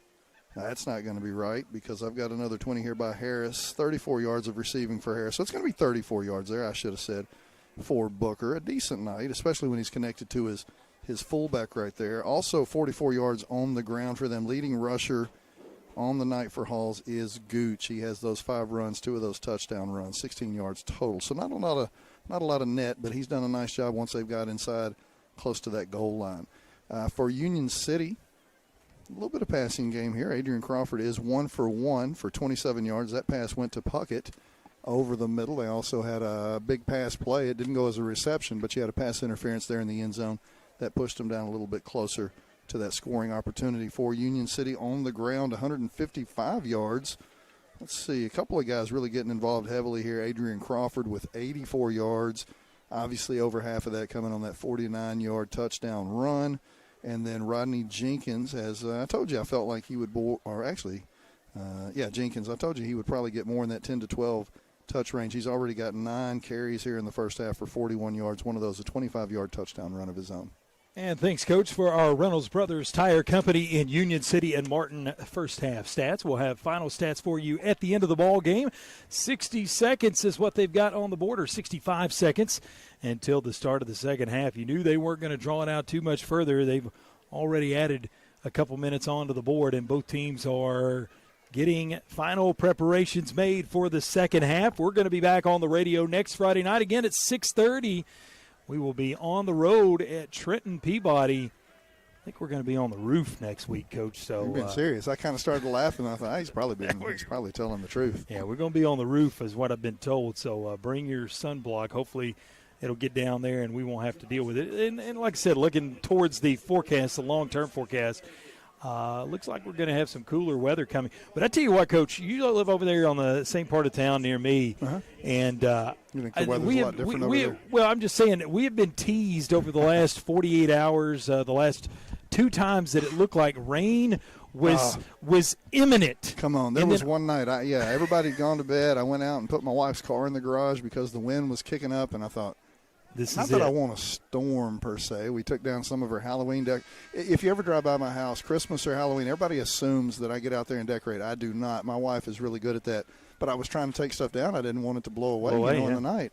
And sure enough, I don't even think we had a drop. It did that night. It did sprinkle, but not anything to keep the plant life happy. No, this is I don't know what your grass looks like. Well, it doesn't look like this field. I've just got splotches of brown and green alternating. This is the greenest grass you will see this side of the Mississippi right now. Maybe you're right. It looks great, and they've done a great job keeping it green over these almost 60 days now without measurable rain. And hopefully that time is coming to a close. I think there's supposed to be some wet weather maybe on Sunday. Hopefully we'll get it, but good Lord will take care of us. It'll happen when it needs to happen. So they've got the ball teed up at the 40-yard line. Union City again kicking off to Halls to start the second half. That's Landros. Are they kicking to them? Are we sure? Yeah, we'll see what they decide to do here. I think you're right. I think Hall's had a long conversation about that. Yeah, they've got a lot of guys up here. Landros checks with his teammates. He's got the whistle ready to play. He approaches it, and it's going to be a pop-up kick down the sideline. It is mishandled, and Halls would just have to fall on it there. I'm not sure who that was. Had him in he had his hands on it twice. Had an opportunity to give it up twice, but I think Halls got back on that ball. I'm trying to read between people, so if this is the incorrect number, I apologize. But it looked like that was maybe Crew, Tredarian Crew, over there, number 17. Looked like maybe he was the one who caught it. Well, it bounced off his chest, then he tried to regather it, and then ended up just going to the ground and falling on it. And I don't think he was trying to do anything special with that ball the second time, just pick it up. 35-yard line is where Halls will have it, 1st and 10 to start the third quarter.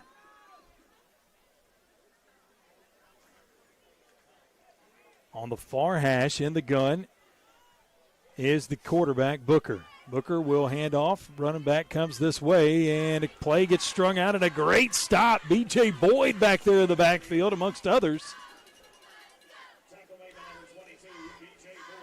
And that run, just trying to string it out to get to the corner and just could not get there. A loss of a yard on the play. It's now 2nd and 11. Who do we have right there? Was that Harris on the run? That was Harris. So that's, I guess, the first negative play he's had. Again, he's been very effective out of that backfield, but through the air, a 14-yard catch, a 20-yard catch, also an 8-yard run earlier to get him down there to about the 5 or 6. That's unofficial on it. It's Harris, by the way. That's what I had. I just want to make sure because sometimes I don't see numbers as well as you do. 2nd and 11, and the handoff will go to the running back trying the other side of the field. He's going to get stacked up. This time that is definitely Gooch on the carry. Chuck, I don't know if you know this or not, but almost anything you and I do, it probably needs to come with that moniker, unofficial. Yeah, unofficial, absolutely. Unofficially, the band will be performing tomorrow at South Gibson. Unofficially, we are calling the game here tonight. I feel confident about what I say, and then I love it when somebody comes up to me afterwards and said, hey, we don't play this team this week. Next week we'll play this team. Oh, well, I tell you what, when I was saying it on the air, I had the confidence of just about anybody when I said it. Well, when you mess up, you just hope. Now, I shouldn't say that. We always hope everybody's listening to us, right? But you hope they don't catch that part. Yeah, exactly. 3 receivers here to the near side, 1 to the far side in the gun. Booker wants to throw, drops back, pressure comes. He steps up in the pocket, and he's going to be taken down. Maybe a yard gain, so maybe not a sack. Look like down at the bottom of the pile, Christian Jones. So Christian Jones with the tackle, and it'll be 4th and 10, and Halls has really not much of a decision to make here. They're going to punt it, especially with where they're at. So no gain of any yardage on that first possession for Halls. Started on the 35, stayed on the 35. Yeah, I'm not going to say Union City dodged a bullet right there. They really did a nice job in coverage. But only 4 men rushing, and you felt like Halls was definitely going to be in a pass situation, so really good pressure there by that front 4. Punt is fielded at the lane. 35, 40, 45, 50, flag down. That second block, I think, is what got him right there. And it's Crawford taken out of bounds. So we'll see what the penalty marker is officially, but it looks like it's going to go against Union City.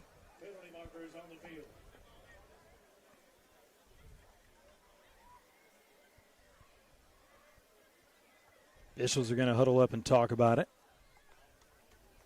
Union City getting the football for the first time here in quarter number 3 with 9:33 to play in the third.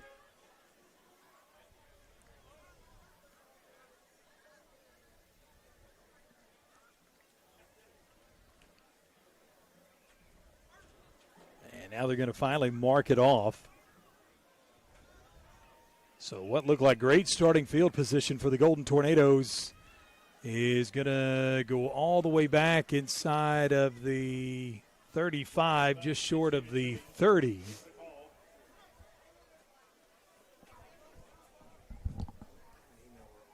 Kind of a tough penalty right there. It may have gotten the first blocker, honestly. Both of them were kind of 50-50 calls. But it was that second one that you could kind of tell was a little bit more obvious. So Union City, luckily, because it's on the kickoff return, you're not behind the sticks. You just lose some yardage there on that return. They get a nice push right there up front. Going to go for some positive yardage. Not a whole lot of yards here, maybe 2 or 3. Logan Puckett again getting involved.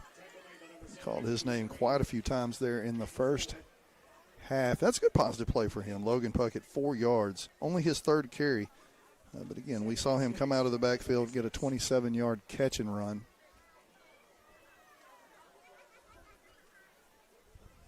You still see Crawford under center. Again, that's a big change they've made here tonight. We saw mostly that pistol shotgun formation all year, a lot last year. I think that's Jenkins on the carry here to the left. Yeah, Rodney Jenkins with the carry. Most of that damage done to him was actually after the tackle. He was laying down there on the turf. And then I'm not sure who it was for Halls, but a Halls player unintentionally sat down on the head of Rodney Jenkins. Go Jenkins a pickup of about 2. Give him 53 yards now on the night. 10 carries, 53 yards. So Union City now facing a 3rd and 4, close to midfield. Not sure what they would think about doing here if they don't pick this up, but they're certainly in that range to think about it. I thought that was going to be a flea flicker there for a second. Yeah. He ran into that pile and turned around. I thought, man, he's fixing to toss it back to Crawford. Now, he may have had that thought. The play may have not have been called, and he may have thought, it definitely wasn't called. I've seen somebody do this before in a highlight film. Oh, I thought you were saying that's probably what he's saying. I've seen somebody do this in a highlight film, but I probably better not try it here tonight myself. I don't think that would be a good idea. In the side lot on Sunday afternoon, you're playing with your friends, absolutely. Out here, 3-point lead, I don't think so. Yeah, can't make a mistake here in a region game. And Union City on their side of the their own 40-yard line, they are going to go for it. And that's a long 2 to pick up right there. 4th and 2 is what they say, but it's a long 2. They've got to get it to the 42. Last year we saw them try to hard count. Crawford is going to turn the corner. He's got it easily in, gets out of rounds at midfield, around midfield. Far side of the field is where he ran out. Just the bootleg again. We've seen him run that play to perfection a couple times tonight, and it works again there. 1st and 10, Herman Jenkins Motors first down at the 49-yard line of the Golden Tornadoes. So they're right there at midfield. Flirting with 100 is Adrian Crawford already. Give him 93 now on the night. 13 carries. I can't do that math that quick, but I think it's 7-ish, which is an outstanding yards per play. Crawford under center takes a snap, and he'll turn around and hand it into the belly of the back, who surges forward and gains 3 on the play. That's Jenkins again. To the belly of the back. Is that like the belly of the beast? Rodney Jenkins getting super involved here. Yeah, I was going to say Jenkins has had a lot of carries. We have not seen Small be very active, and I don't know if we've seen him out there in a long time. He's got a towel on his head here on the near sideline. So we saw him come back in the second quarter, but not for much. And it looks like the way he's walking around on that sideline, his night may be done. Union City would like to put a score on here, get a stop, maybe keep this thing in a couple of score range and not have to worry about him or Kerbin Thompson. We also saw Kerbin Thompson kind of pressed into. Pitch comes to the near side. That's Jenkins, and he's going to get by one defender who tried to knock him out early, but he absorbed the hit. He's going to come up a yard short, but it does bring up 3rd and 1. So 3rd and 1 now into Tiger territory, down to the 42. Nose of the football, rest on the 42. They need to get it to the 41. He showed some juice after that play, too. You saw some enthusiasm as he kind of leaned that head back and yelled up into the air. Something this team certainly needs is that positive feel, that positive vibe. Puckett, the first man behind Crawford. Dotting the I is Jenkins.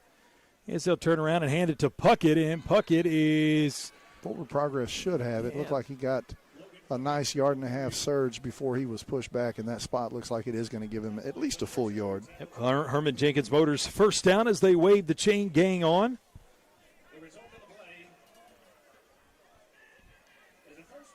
So 1st and 10 for Union City at the Tiger 41.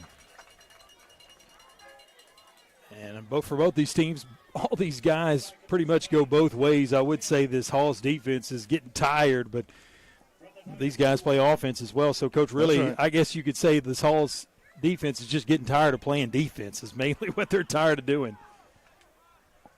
Because everybody out there is tired. Here's a pitch to Jenkins, and he is going to be dropped in the backfield. A spectacular open field tackle. Credit where credit's due.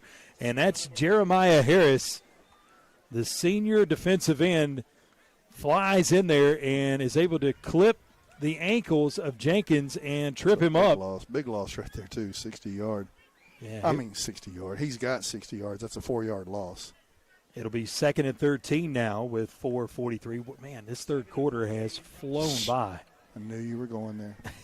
I'm going to pop you in the noggin when you say that. And when I malfunction and say a 60-yard loss, you do the same for me, okay? I'm looking at his stats and reading that instead of paying attention. Crawford and inside give. Yep, nothing inside there. give. Just nothing there. And there's big number 76 to turn him away. That's Jenkins again. And the stop made by Deshaun Johnson. Yeah, we don't usually have a good angle, but I don't know what's your perspective, but I'm right down this line, and that's exactly what he got right back to. So that should go as a rush for no gain. Yep, no gain on the play. 3rd and 14 from the 45. Union City holds on to a 3-point lead. It's 17-14 Golden Tornadoes. Halls has never had the lead here tonight. They've tied it, but they've not had the lead.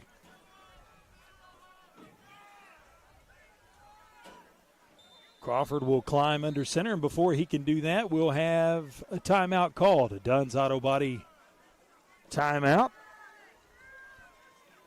And this one looks like it was taken by Union City. That's who took it. We will take it with them, with Union City leading 17-14 over Halls with 3:42 to go in the third quarter. We will come back with a 3rd and 14 for the Golden Tornadoes from the Tiger 45-yard line. And you're listening to it all right here from the Herman Jenkins Motors broadcast booth on Froggy 99.3 and RadioNWTN.com. At Jerry Ward Autoplex, we want you to drive home the best vehicle at the best price. And did you know many of our vehicles are factory program vehicles that manufacturer employees drove for a year or less? These are trusted, basically new vehicles at pre-owned prices. We got a great family vehicle, plenty of room, with low miles, still under warranty, at a very affordable price. Like I always said, don't dream it, drive it.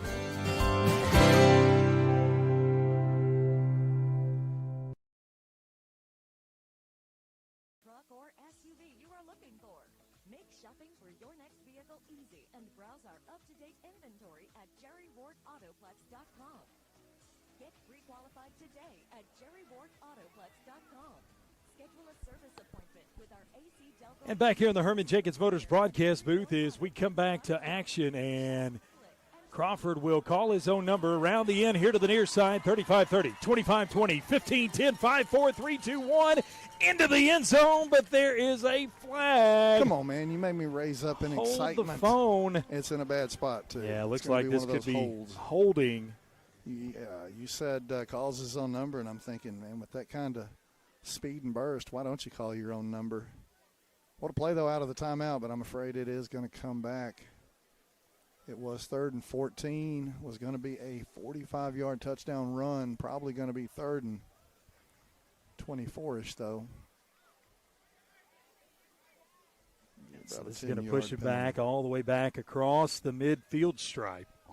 Man, they had really done a good job in the first half. I know you had that 115-yarder, but you can live with the others, 3 5-yard penalties here or there. So the but block, again, it's not just the penalties. It's the penalties in those certain situations we saw. What was the last home game? Remember, we had a touchdown or two called back on holds. So the block in the back pushes it back to the Union City 47.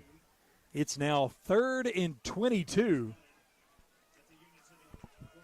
Union City has converted on down a distance like this before. We'll see what they dial up here as here is Crawford rolling out, and he's going to get bottled up.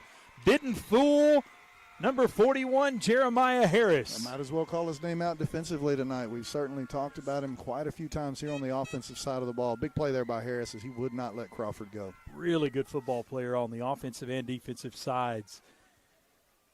He is definitely a playmaker for this Tiger team, and that will bring up now 4th and 29. Ball back to the Union City 40, and no real decision to be made here by the coaching staff. They'll send Landros out to punt. Not a hard decision. They had to make a decision. It wasn't a hard one. You never know. That's a lot of ground to cover, though. I bet you he would have done it if it was 15-ish yards to go. Now we've got a timeout called. Did Union City just burn their second timeout in the third quarter? I think they did. And that's who called the timeout. Union City calls it. Well, if you're going to go for it, you got to get the right play in, Chuck. Well, you got 3 first downs. You got to get on one play. Yeah, absolutely. So with 2:32 to go in this third quarter, we better go ahead and take our final third quarter timeout from the Herman Jenkins Motors broadcast booth. It's 4th and 29 for Union City as the Golden Tornadoes have a 17-14 lead here on Froggy 99.3 and Radio NWTN.com from the Herman Jenkins Motors broadcast booth. Extreme Customs Midtown Motors, located at 903 South 1st Street in Union City, Tennessee, offers a wide range of tires, wheels, leveling kits, lift kits, and accessories. Call 731-885-7373 or visit their website at midtownmotors-tn.com for new inventory. Dustin or Brian can help you find your next ride. Financing is available with approved credit. Extreme Customs Midtown Motors, the best prices around. At Orr Investment Management, we believe everyone deserves a clear path to their goals. Jamie Orr and his team have offered personalized securities and advisory services tailored to your unique needs for nearly 20 years. Take the necessary steps to secure your financial future today. Visit Orr Investment Management at 1208 Edward Street in Union City or 849 Volunteer Drive in Paris. Your future is our focus. Securities and advisory services offered through LBL Financial, a registered investment advisor, member FINRA SIPC. And as we return, Landros' punt will roll dead at the 34-yard line of the Tigers. So Halls will take over back here in the Herman Jenkins Motors broadcast booth. Union City up by 3, 17-14. All the fireworks came in the first half with the scoring. We've not had anybody get on the board here in quarter number 3 yet. Union City was right there at the Hall's 40 just a few plays ago, but holding penalty pulls a touchdown back, a big-time sack here, and a couple of tackles for loss by the Hall's defense. And so Union City now will defend after being on Hall's 40. They're going to have to defend Hall's at about their 34. Now timeout on the field called by Halls. Now I all of a sudden wish we hadn't burned all of our. That's 3 timeouts now in the last game-wise, about a minute and a half, 2 minutes maybe. Another Dunn's Auto Body timeout.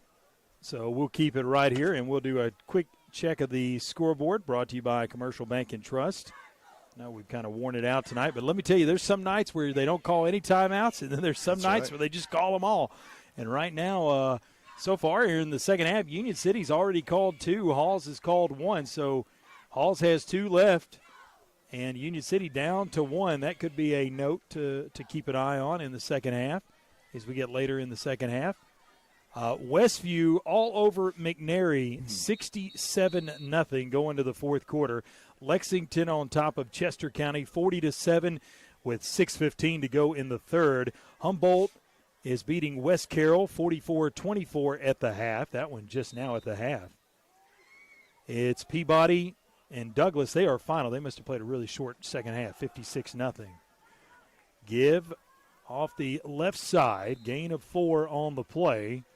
And popping up on that carry is Apperson. Apperson with a pickup at least 3.5 yards. Jenkins with the tackle. So after the 4-yard gain, it sets up 2nd and 6. Not a lot of, just really not a lot of plays here for Halls tonight. It doesn't seem like.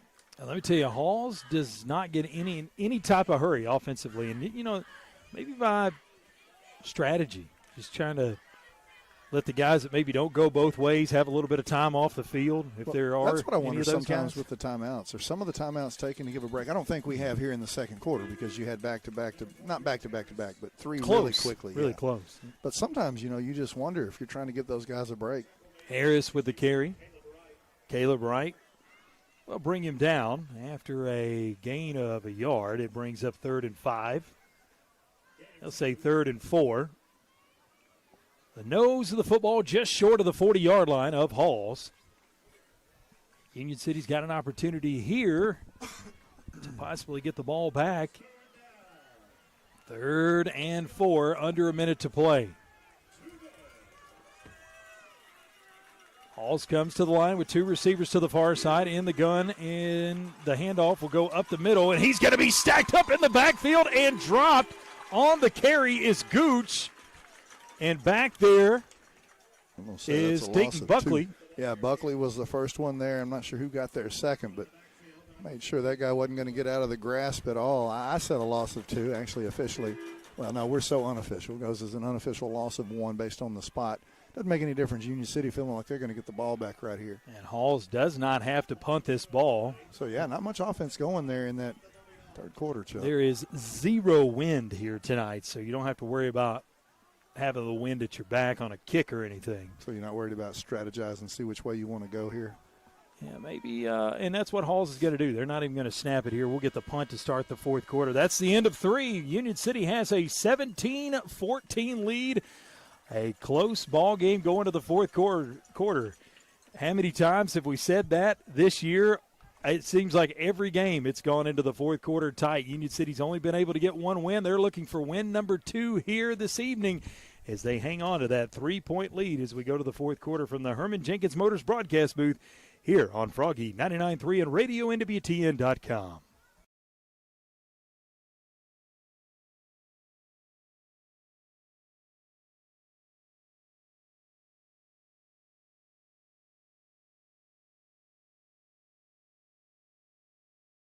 Trust Company has been the bedrock of our community. When it comes to doing business, we have perfected the art. I'm Greg Dozier, and I'm proud to be part of a community bank that prioritizes its customers above all else. To us, you're not just a number, you're family. At Commercial Bank, we promise an experience that leaves you smiling and fully satisfied. Your financial well-being is our top priority because when it comes to banking, your choice matters. Choose Commercial Bank and Trust Company today. Member FDIC, Equal Housing Lender.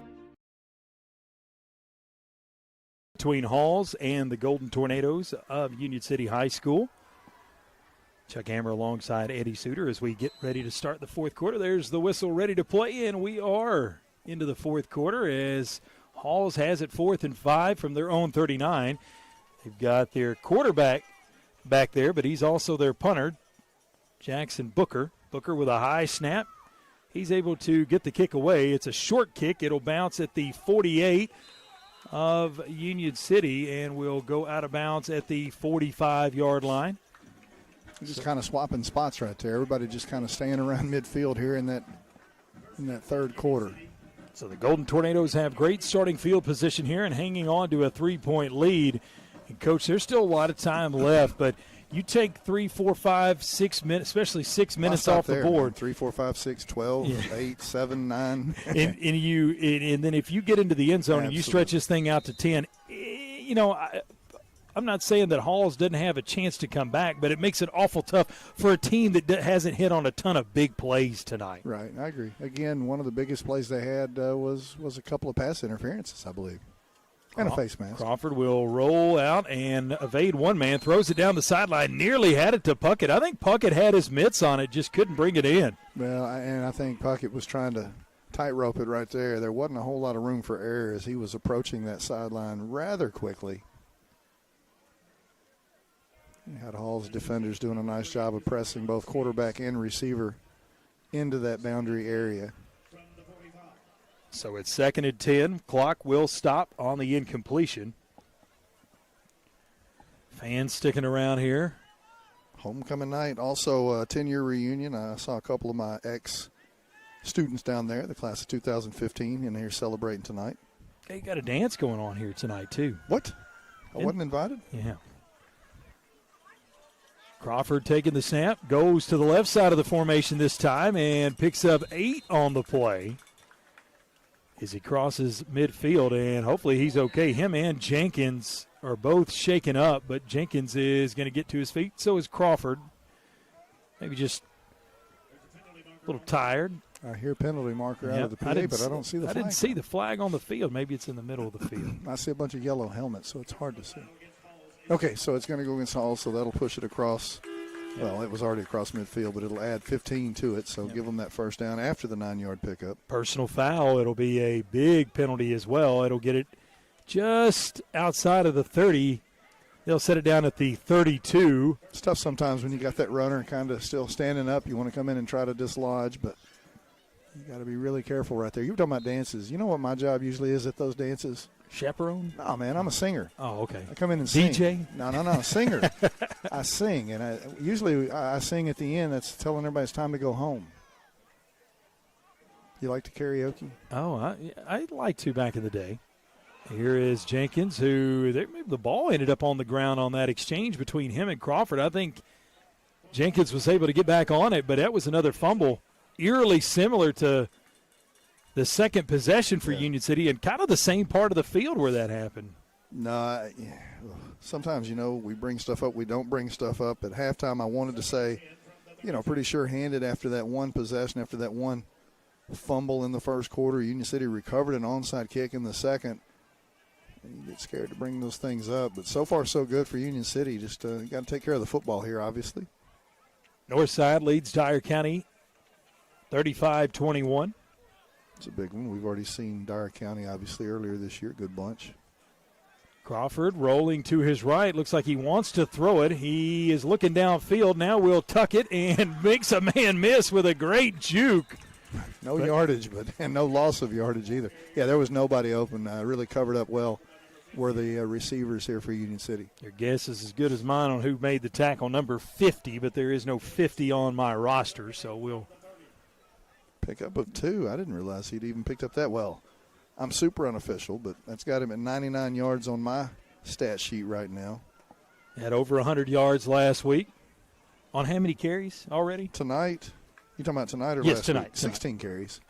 He did 124, I believe, on 22 carries last week. 9:42 and counting as it is 3rd and 8 from the Tiger 32. And Crawford will back it out. Now he'll surge forward, and he is going to gain a couple. He just, kind of bounces in one hole, sees it close up, jumps backwards. I like what he does there. He's kind of crouching down, trying to hide. And, he gets that Hall's defense. They don't know where the ball is. Well, yeah, I guess. They know he's got it. I just wish there was some way to deceive and make them think, somebody else is going, but Union City is not one-dimensional. We've seen a couple pass plays tonight, but you definitely see that emphasis on Crawford. So you wonder if maybe this is Jenkins' time.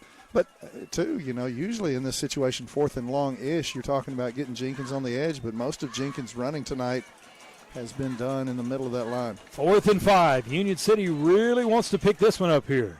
And Crawford not happy. Is that a timeout or a movement? No, timeout. I just wonder if they give him a run-pass option right here, because we've seen him make some plays after the pass play is broken down. You know what I'm saying? He's just kind of let it spread and been able to filter through some of those defenders. So we'll keep it here during the Dunn's Auto Body timeout, but I'll say this, Coach, now that makes this play even more important because Union City has that 3-point lead. Still plenty of time, 8:49 to go here in the fourth quarter, but Union City has just called their final timeout. So you cannot stop it the rest of the way outside of clocking it or going out of bounds. So keep the lead. You don't have to worry about that. But first things first, you've already said it. Certainly nothing is insurmountable here tonight, but you feel pretty good if Union City can not only pick this up but put something on the scoreboard. And for Halls here, you've got to think that this one is really, with what Union City's shown you tonight, you really don't know what's coming. They don't mind running it between the tackles. A lot of times that I would think in this scenario you would want to get it to the outside, but they've also thrown the ball here's what I'm guessing, and I don't know if this is going to happen, but again, you send at least 2, maybe 3 receivers down the field. You give Crawford that opportunity if he likes it. If he doesn't, just kind of let the defenders wash, let everybody kind of show their hand, and then let him dart in and out. I know sometimes you talk about putting a spy on the quarterback. I'm not so sure if I'm Halls. I don't put 2 guys on him just to make sure he can't weave in and out of one defender. Skates out there as a receiver along with Taylor. Under center with 2 backs behind him, and the give will go to Jenkins, and he's going to gain a couple to the 25, but that's going to be short of the line to gain, and that's going to be a turnover on downs. It'll go back to Halls, 1st and 10. I think that's one of those where you just kind of play it safe. If you're able to bust something right there, get a first down, so be it. If not, be sure you're very strong with the ball control.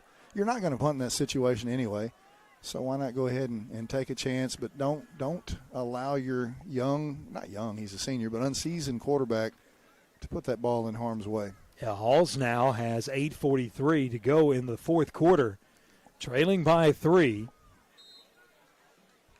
And now their objective becomes let's run as much clock off as possible, but the most important thing for the Tigers is they have to end up in the end zone or at least get a field goal. But I could assure you they'd want to get into the end zone more than they want to tie this game up. And here's Apperson around the right side, 30, 35, 40, down the sideline at midfield, and 45 on the opposite side of the 50 before he's ran out of bounds.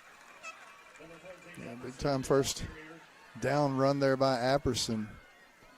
Union City is hoping to get the ball back and force Taylor out, but it will not take place on that drive at least. Taylor is the first one to be able to chase him down.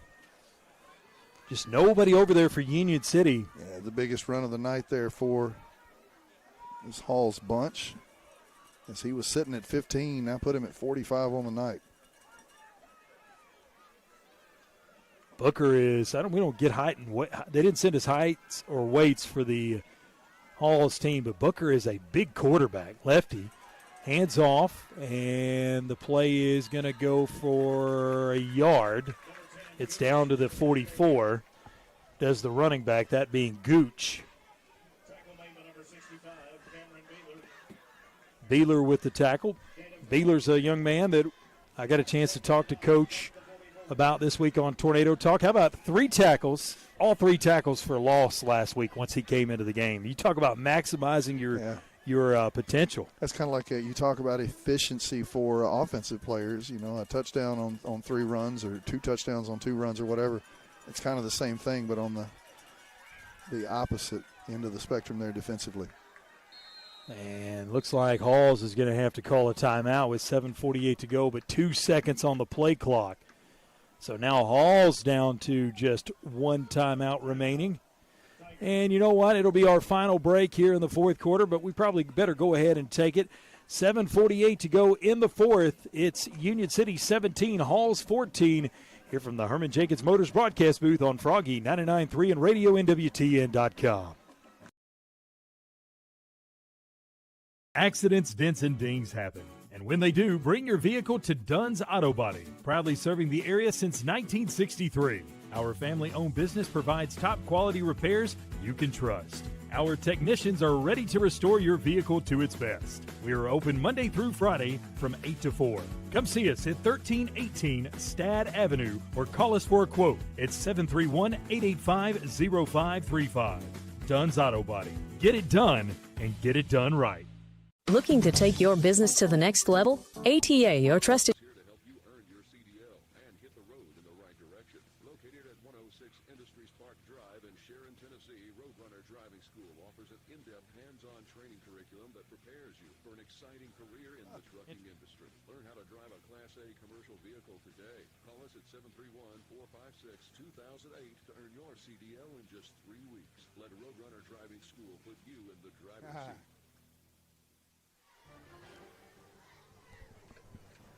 Back here at War Memorial Stadium in the Herman Jacobs Motors broadcast booth, coming back a little bit early there on the second down play as Booker looked down the middle of the field. It was a pass play all the way.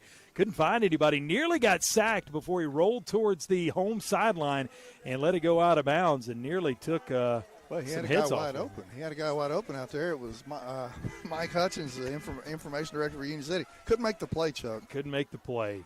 Come on, Mike. Here's a throw out of the backfield looking for Apperson. It is incomplete. B.J. Boyd in coverage. So now it's 4th and 9. Decision time here for the Tigers.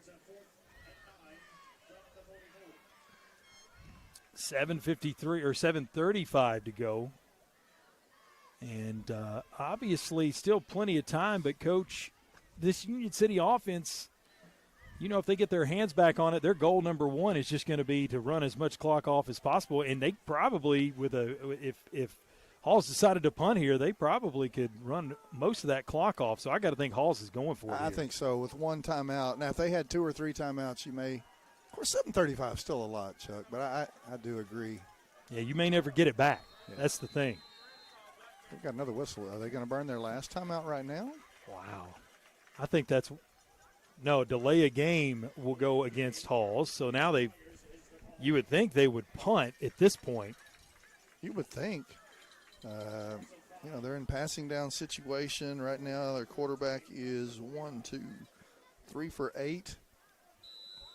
I mean, been out of rhythm here on the last few plays. 4th and 14 is not impossible, but highly improbable.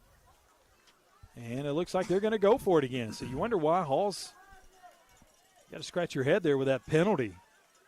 And now they're going to have another penalty as the receiver here on the near side took off early. He got a head start, didn't he? What was he, about 5 yards? So now what was 4th and 14 is going to be 4th and 19. So do you still go for it? I mean, what's 5 yards, right? Well, what's another 5 yards? 10 yards. 4th and 19. This time the quarterback, Booker, is going to go all the way over to the sideline to get the call. Is he, or is he leaving in the – he's the punter, too, so that's the interesting thing. He's the place kicker, the punter, the field goal kicker. Now they're going to put Adrian Crawford back there deep, whether it's prevent defense or to be ready in case they do drop back. Sometimes you see that quarterback kind of drop back and go ahead and punt that ball off. Quick kick, but that's not what he's going to do here. He's going to throw it.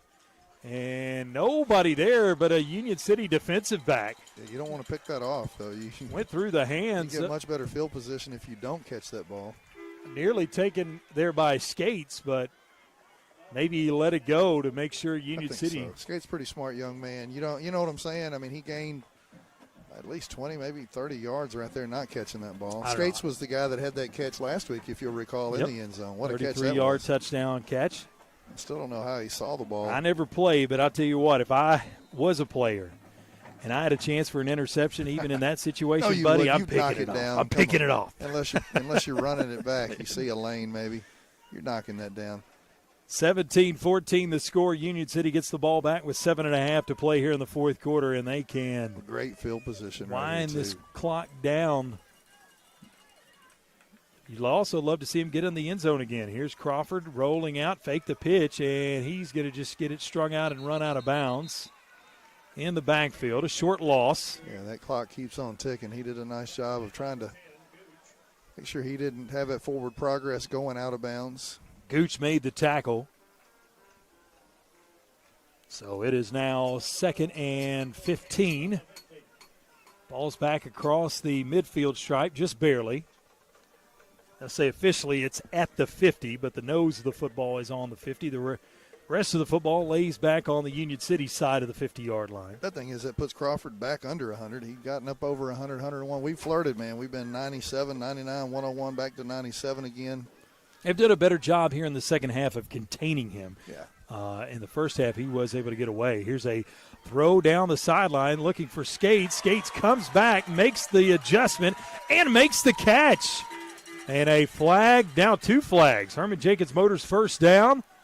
But we'll see what this flag is after. It's going to be after the play. Okay. I was going to say, I don't think he stepped out of bounds before, but we can't see over that there. Flag came back. Come out early, that flag came out after he had caught the ball on the ground. I've never – if it is during the play. They were both laying down, so it wasn't like anybody was doing anything extracurricular after. Usually you see a hat come off if somebody steps out of bounds. Maybe somebody said something. I don't know. Back against Union City, whatever it is, I'm pretty sure.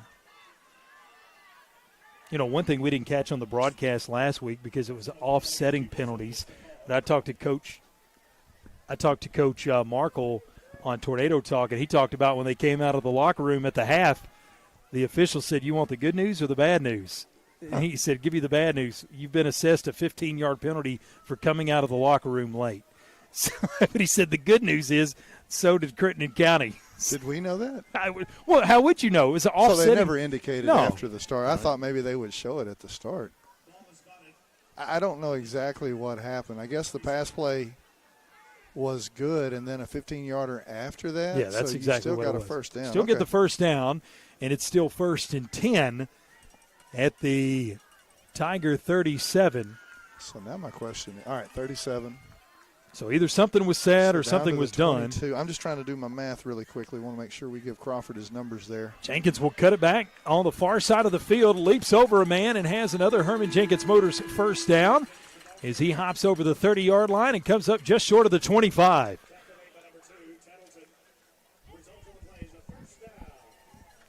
Tettleton finally made the stop. About to go under 6 minutes to play. Most important thing, again, is Union City's watching that clock continue to roll. Yeah, they want to get in the end zone, but they certainly don't want. Yeah, I'm not saying they're trying to run the clock out here with 6 minutes. I don't think they can do that. I don't think you can get enough first downs. Yeah, but I thought if you put it in the end zone, there's going to be a whole lot less time on that clock left. They're going to be feeling pretty good. Now, what I was alluding to is if Union City were to score on a big play here and then you've got still quite a bit of time left, you almost want to milk this as long as you can. In fact, if you could take this all the way down to triple zeros and you still have the ball and you don't get into the end zone, you're okay with that as well. Here's another short run.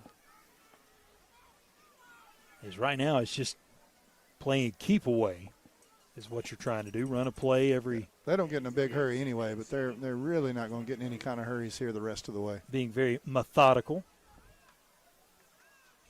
You just wonder if they get inside that 10, inside that 5. Does Halls burn that last time out? And especially in the high school game, you'd rather use them defensively than offensively. Here's Crawford, who will keep it. Looked like he had a pitch man there if he wanted to pitch it, but decided to keep it.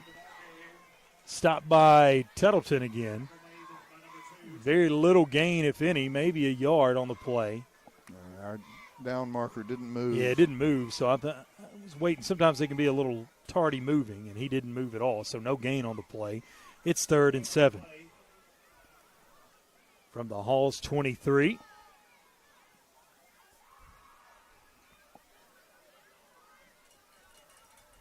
Crawford gets the play call from the sideline. As Union City will break the huddle.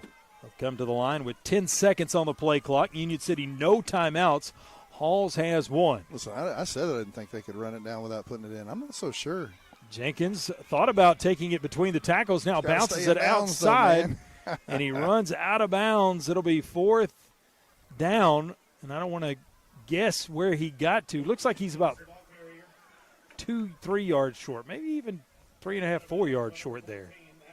You got to drop in bounds, though, Chuck. Oh, yeah. You got to just lay down. Apperson with the tackle. You don't have to tell me twice. It doesn't take much to get me to lay down. So the clock does stop with 4:10 to go.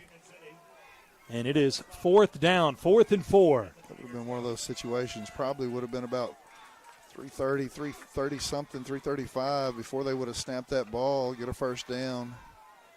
At least maybe forcing timeout situation. Now Hall's hoping to eat that timeout, keep it if they can stop.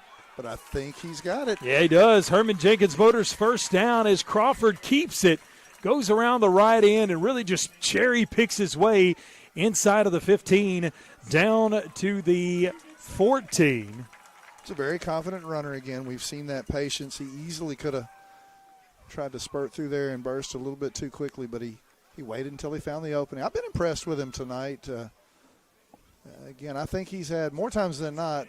We'll ask Coach Markle about it after the game, but I feel like more times than not he has done a nice job of reading what the defense has given. He hadn't been, super positive every time, but sometimes that's just been Halls has been in the right spot at the right time. Skates wide to the left side. Taylor here to the wide to the right side. Crawford will tuck it and run it to the far side of the field, and they're going to go out of bounds, and they stop the clock. So twice where you just want to kind of watch your guy lay down right there. Again, you score, don't score. Obviously they want to score. Obviously they want first downs, run that clock, but you somehow want to force Halls to burn that final timeout here somewhere in this possession. Goes as a loss of 1. Gooch makes the tackle on the play, right, a loss of 1, so it will now be second and 11 from the Tiger 15. Do my math for me. If those two guys hadn't gone out of bounds, what are we looking at? Oh, you're 2 minutes, at least 2:15? Yeah, at least. Easier said than done when people are riding you over there out of bounds. That's one way to keep from going out. You just run that ball up the middle with Jenkins. Yep, Jenkins there with the handoff, goes straight up the middle. Nice gain there, too, as well. Not only keeps the clock going, but picks up 5 on the play, 4-5 on the play. So it was second and 11. Now make it third and I'll say it's 3rd and 7. Let's say 3rd and 8. You don't have to go with what Chuck Doss says over there. But I agree, it's only about 2 over there. You can see the yard marker and the first down marker. Crawford thing will down, 5 seconds on the play clock, being very patient. Takes a peek over to the sideline now with 1 second on the play clock. Takes a snap, and he'll take the plunge after backing out for a moment and then just getting what he could. Burn that timeout, though, if you're going to, right? Oh, you got to. They're not, though. Are they? Well, they may. I just think you use it in the high school game with the clock stoppage on first downs and whatnot as much as it does. Yeah, they're sending Landros out to kick, so you know Union City's going to kick here. So why not call the timeout? You're going to lose about 30 to 40 seconds here. Maybe they want to keep it for their drive. Union City to try to make it a 6-point game. This is dangerous. You don't want to get this blocked. Landros' kick is up, and it is solid. Good. So Landros extends the lead to 20 to 14, a 6-point lead for Union City. 1:53 to go in the ball game, and we'll just keep it right here. Nice drive by the Golden Tornadoes, but could have been even better. They could have had this one under a minute if they would have stayed in bounds. But you know what? You got to play with the situation you're in. And with 1:53 to go, it's up to the Golden Tornado defense. And if there's ever been a time tonight that I don't think we're going to see an onside kick. Oh, yeah. I think you want to see it deep right here? I think you got to, maybe not deep kick, but you got to squib it or something. I go ahead and, well, we have seen a squib down the middle. Or a let's go. I'm going to ask you some questions here now. Let's go ahead and do the math real quick. You're up 3, and you kick the field goal, so now you're up 6. A touchdown was going to get you either way. Do you kick the field goal right there, or do you go ahead and try to get you another first down and make it that much more difficult? You see what I'm saying? Like, yeah. The touchdown was going to get you at 3. It's still going to get you. Or do you like the points right there, the 3 points? I take the points. I just wonder because we've seen Halls be a little bit shaky even on their extra point. Again, I don't know what kind of leg that guy has. Now it forces that a touchdown and an extra point has what true that's what they've got to do to beat you. That's true. And right now, Halls has not had a lot of success on offense tonight. Only 14 points. You know, they were recently in a game with Bolivar that ended 7-6. They've had some low-scoring games. There's not much of a deep kick right there. Yeah, on the ground. It's covered up quickly there by McGarity. Now, my next question is, do we see some zone coverage here out of Union City and force everything in front since they do have to get in the end zone, or do we see them dial up a little bit of pressure here because you think one sack is going to really put a lot of pressure here on this Halls bunch, but they do still have that one timeout. Well, I think the good thing about the Union City defense over the first 4 games and in tonight's game as well, it's carried over. They don't necessarily have to send guys to get pressure. That's right. They have gotten in the backfield with 4. Christian Jones is one of those guys. And you assume big play needs big time to develop sometimes. Here's a pass caught out of the backfield. And nice job of keeping him in bounds. That receiver was trying to get to that sideline. Who made that tackle? It's Jenkins, isn't it? Yes. I mean, that's just heads up, man. He was easily going to get to that sideline, stop the clock, and Jenkins did a great job of dragging him down before he could get there. With the catch, gain of 8. It makes it 2nd and 2 at the Tiger 49. They are right there at the midfield stripe. 3rd and 2 with 1:23 and counting here in the 4th quarter. Only one timeout for Halls as he rolls to his left, throws, and it is incomplete. Good defense out there by Jenkins. And he's covered both sidelines right now, and I'm assuming they've got him stuck on the best receiver for Halls right there. That was number 11, Pfeifus again. Yeah, looking for Pfeifus, but not able to get him right along the sideline. That was a good pass by Booker, just couldn't get it complete. Yeah, the best part about it was he kept Pfeifus in bounds. I thought that was going to be the tough part, but Jenkins was able to close quickly. And now with the clock stopped after the incompletion, Halls can take a breath here. They will be in no hurry as they're still 38 seconds on the play clock. This is, what is this, Dayton Buckley time, right? I think the play clock's even working at this point. Now they got it on. And here's some pressure rolling to his right. The lefty will run out of bounds. And a late flag. That's going to probably be roughing the passer. Well, he's a runner right there, though. It could be a late hit. Well, that's what or late hit. Okay. Late hit. That's what I meant. Yourself up as a runner. No, you're right.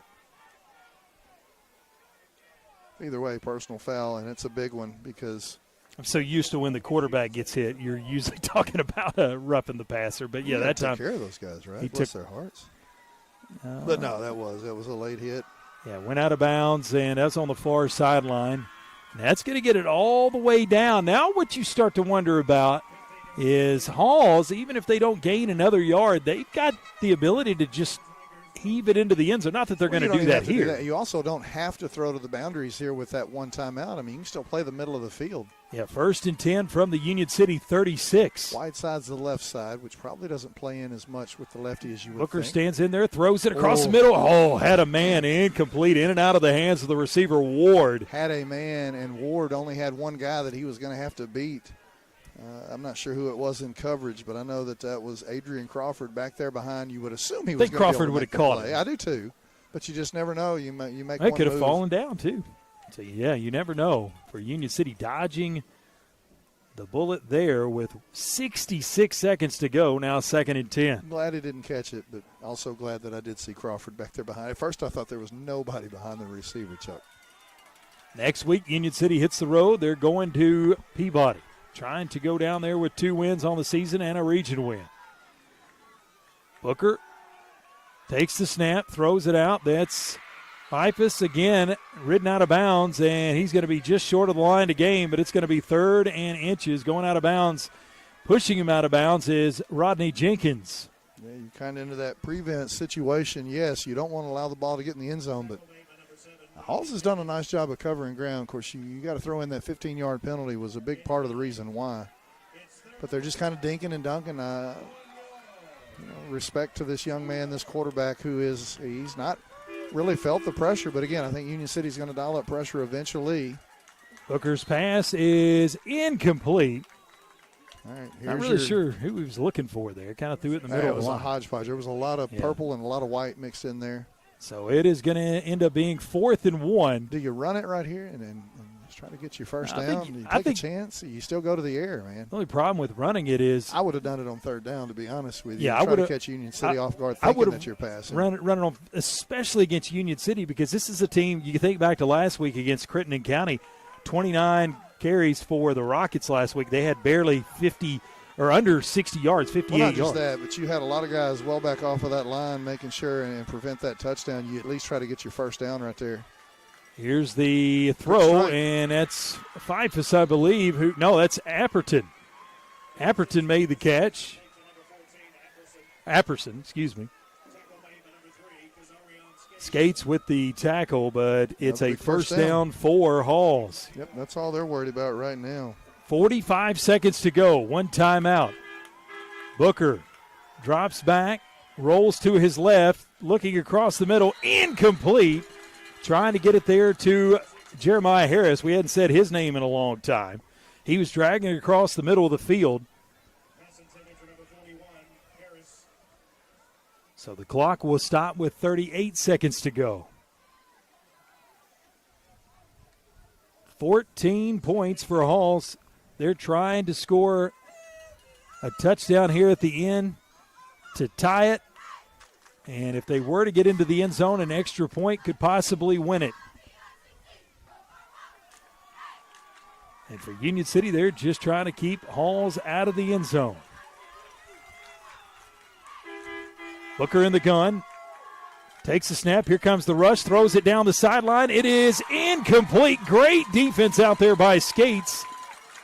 He did. He just stayed tracked with the receiver right there, ran stride for stride, and the last second saw that ball coming and was able to get that left hand, that left paw up there and bat it away. Yeah, near the goal line. That would have been, if that catch would have been made, Halls wants to flood the field here with receivers, but they've got to keep guys back and really try to work on this defensive line. Union City, we've seen them bring 4. We've seen them bring 5. 33 seconds to go. Takes the snap, throws it out, and it is incomplete. Looking for Apperson again. Yeah, I'm not sure who was pushing right there in the middle of that defense, but he was able to not get to the quarterback, but push that offensive line right back into the way of the quarterback and force him to rush it that much more. So now forget the time. 30 seconds really doesn't even matter. It's 4th and 10. Union City holds here. They win the ball game. Correct again. Do you send the pressure? Again, they've been able to speed him up a time or two. Booker has missed a couple guys tonight, one-on-one opportunities. Halls needs it right here. Union City trying to make the stop. I think Union City just rushes 4 or 5 again and leaves some guys back there in zone coverage. Keep the ball in front of you. Booker drops back after taking the snap. Looks across the middle, looking for Apperson, and it is incomplete over his head, and it lands harmlessly in the back of the end zone. The ball will go over on downs, and Union City will hang on and win 20-14, 25 seconds to go. They'll just have to take a knee, and they can go to the house with their second win of the year and their first region win and their first region ball game. It's going to be a big win for either team. Both of these teams coming in really needing to get started off in the region play with a victory. Union City very, very fortunate, but also very happy. Did things the way they needed to here defensively, especially in the second half.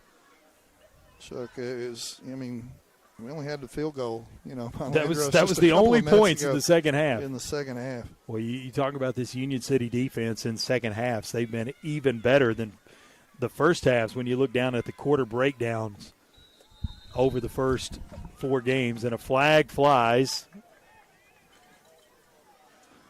Sure, this is going to be after the play. No, they're going to say formation. I thought maybe somebody had said something they shouldn't have here at the end of the game, but it was illegal procedure, false start against Union City. Back it up. 21.4 ticks. Halls does have 1 timeout. Coach is going to go down to the field and chat with head coach Nick Markle here. A very happy coach, Nick Markle. Union City going to be able to get a win here tonight on homecoming. Peabody next week for us. I've got to hit the road tomorrow and head to Springfield for UT Martin and Missouri State. So my football weekend will continue as Union City will take the knee, and that will run out the clock. Halls will not call the timeout, and the Golden Tornadoes are going to win here at home on Homecoming 2025. And their first home win of the season as well. Their first win of the year came on the road at Riverside, but tonight They host Halls in the first region game of the regular season, and they get the win 20-14. And something about that 14 as far as right around what that defense gives up, 2 or 3 scores a game. You go back 3 weeks ago, you give up 15 to Riverside. Last week you give up 21. This week 14. Right around 14, 21 points. That's what that defense has given up. Just Union City's got to find a little bit more offense tonight. They find enough to pull off the win. Let's take a timeout here as we move and transition into our post-game show. The Golden Tornadoes victorious over Halls tonight from the Herman Jenkins Motors broadcast booth. It was the Golden Tornadoes 20, Halls 14 on Froggy 99.3 and RadioNWTN.com. Kaiser Pharmacy, Union City's only locally owned and operated pharmacy, serving our community for over 20 years. For more than just prescriptions, our services include immunizations, wellness consultations, compounding, med syncing, and even mastectomy supplies. We are excited to introduce our newest offering, Kaiser Wellness, powered by pharmacists, with our exclusive line of supplements and vitamins. Shop online at kaiserwellness.com or exclusively at Kaiser Pharmacy. Plus, shop at our boutique, Miles and Bishop, while you wait, or online 24/7. Experience the difference at Kaiser Pharmacy. Ready to kickstart a career that'll take you places?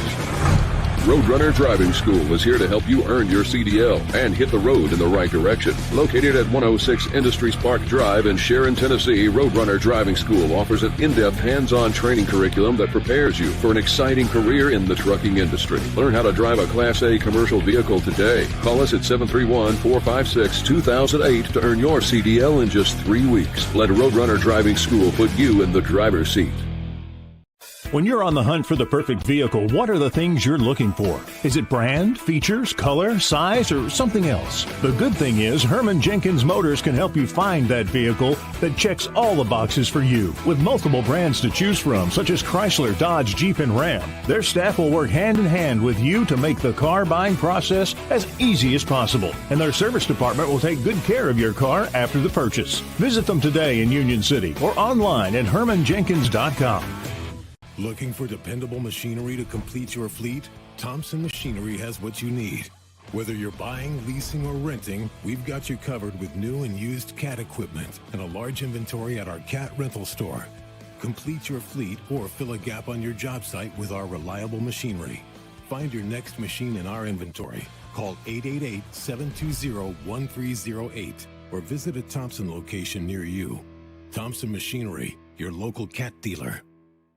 Celebrating 45 years in business, E&H Refrigeration is your trained comfort specialist. We are Northwest Tennessee's heating and cooling experts with locations in Martin and Paris. If you're in need of a new Trane HVAC system, we have you covered. Give E&H Refrigeration a call today in Martin at 731-587-9675 or in Paris at 731-407-9121. Let us bring you comfort you deserve with the quality you count on. E&H Refrigeration, your Trane dealer. There's a special feeling you get when you get to the football stadium in a small town on Friday night. It's a feeling of pride in your team, a love for your community. A lot of community pride rests on its athletic teams. In Union City, we feel that pride in our teams, our schools, and in our people.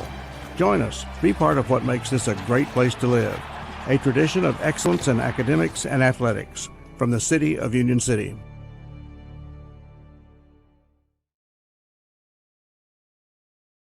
Markle.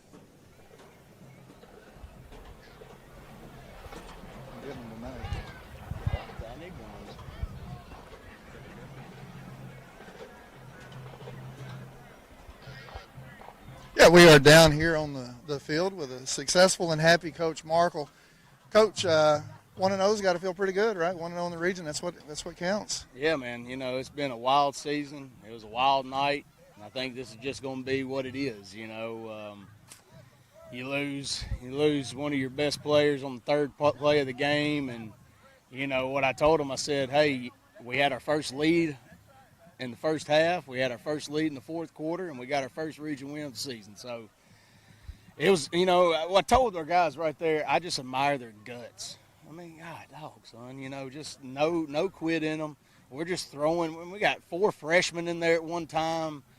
We got guys playing out of position from the third play on that hadn't repped anything. And, just holding it together, man. And what a great win for our program tonight. What a great win for these seniors. It was hard fought. It's been a long week, and I give them an extra hour to sleep in the morning before we come in for film. A whole hour. What a guy, man. What a guy. Listen, yeah, you brought it up, and we kind of talked to it too. You're talking about people in different positions. Fan people, we usually just think about that like the quarterback, the running back, but it's a lot more than that. When you're talking about defensive guys shifting around, and I say that to say you guys pitched a shutout the second half, and I feel like the defense, no matter who you put where, it seems like, every week defense is stepping up. We throw Cameron Beeler back in there early because we lose Andre and we move. We got 2 freshmen playing linebacker out there, and then at one point in time, one of the freshmen was out for a series or two, and we're moving Rodney Jenkins from where he's been all week, and just, some of this stuff is just happening, making it up on the fly, and the guys are just playing hard, and I just tell them a lot of times attitude and effort overcomes a lot of whatever shortcomings we may have, and man, our guys just play with just the ultimate effort tonight at every position. I mean, right here at the end, they're trying to throw the ball, get in the end zone. I mean, Kazarian Skates is depleted. I mean, freaking Rodney's out of gas, and we're just, making play after play after play. And, I mean, they had a lot of momentum at times tonight, and, we kind of countered back and answered and got back in the ball game and held steady. Yeah, we usually see Jenkins attacking on the edge, but a lot more running in there in the middle around the tackle areas. I mean, he's a big guy. He's a big, strong guy. Is that something that just out of necessity or part of the plan coming in? Man, we can only do so much, and so, our offense looked totally different tonight. We put that in on Monday, and we've, really repped it, and they had some really good players. We had to make sure we knew where number 11 was, and I thought 41 played a heck of a game. I don't think we've blocked 41 yet. And, you just got a guy like Adrian Crawford makes plays when plays need to be made. And Rodney comes in there and makes some big plays and, played a heck of a defensive game. And, I told our guys, man, tonight, it's your time to shine, whoever you are. Whoever gets on the field, man, it's like, don't be afraid to be great. Let's go out there and try to win this ball game. And they did a great job doing it. All right, Coach, congratulations. We'll see you next week. Go Tornadoes, baby. And thanks for Coach Nick Markle joining us there on our Jerry Ward Autoplex post-game coaches interview here on the 5 Seasons Bench Shop in Union City post-game show. We're going to get our game stats in just a moment. But let's take a look at some of these scores, final scores from around the area, and our Commercial Bank and Trust scoreboard update before we take a timeout and get those final statistics. And looking at those final scores from around the area, Fayette Academy falls to Jackson Christian 49-8. It was Huntington 27, JCM 7. Peabody over Douglas 56-0. Lexington 40, Chester County 7. Westview 70, McNary Central 0. Milan defeats Gibson County 46-6. Northside leads Dyer County 50-21, and Munford over Haywood. That one's not over, I believe. It's just Munford leading Haywood 51-28, and Southside over Liberty 41-0. Those are our Commercial Bank and Trust scoreboard update. And want to say a special thank you to all of our sponsors making tonight's broadcast possible, including Herman Jenkins Motors, Davis Clothing in Lexington, Domino's Pizza, Tyson Foods of Obion County, Roadrunner Driving School, Home Builders Mart, Reynolds Brothers Tire Company in Union City and Martin, Union City Board of Education, Thompson Machinery, American Roofing Soft Wash, ARS Roofing, Jerry Ward Autoplex, 5 Seasons Men's Shop in Union City and Martin, E&H Refrigeration, Kaiser Pharmacy, Allen Searcy Builders, ATA, Extreme Customs, Midtown Motors, Or Investment Management, and the City of Union City. When we come back here on our 5 Seasons Men's Shop in Union City and Martin post-game show, we'll give you our stats and name our ARS Roofing player of the game, and then we'll get out of here, and you're listening to it all right here from the Herman Jenkins Motors broadcast booth on Froggy 99.3 and RadioNWTN.com. Northwest Tennessee and Western Kentucky, it's time for a career change, and we know the perfect place for you. Tyson Foods in Obion County. Tyson Foods is hiring, and it's easy to apply. Just stop by and see the friendly staff at the Tyson Foods Hiring Center in Union City. Tyson is currently hiring for general production and many other positions, and they are looking to fill all shifts. Come see the team at the Tyson Hiring Center, located off Reelfoot Avenue in Union City. The Hiring Center is open Monday through Friday from 8 to 5. Come be a part of the Tyson team. Tyson Foods is an equal opportunity employer, including disability and veterans. Are you in need of roof replacement, roof preservation, or roof cleaning? There's only one place to call. American Roofing Soft Wash. Whether it's cleaning your roof, replacing your roof, or preserving your roof, American Roofing Soft Wash is here for you. American Roofing Soft Wash services all of West Tennessee and Western Kentucky and pride themselves on great customer service, always putting their customers' needs first. Check them out online at AmericanRoofingSoftWash.com or call KB at 731-636-9700. American Roofing Soft Wash, making roofs look great again. At Jerry Ward Autoplex, we want you to drive home the best vehicle at the best price. And did you know many of our vehicles are factory program vehicles that manufacturer employees drove for a year or less? These are trusted, basically new vehicles at pre-owned prices. We got a great family vehicle, plenty of room, with low miles, still under warranty, at a very affordable price. Like I always said, don't dream it, drive it.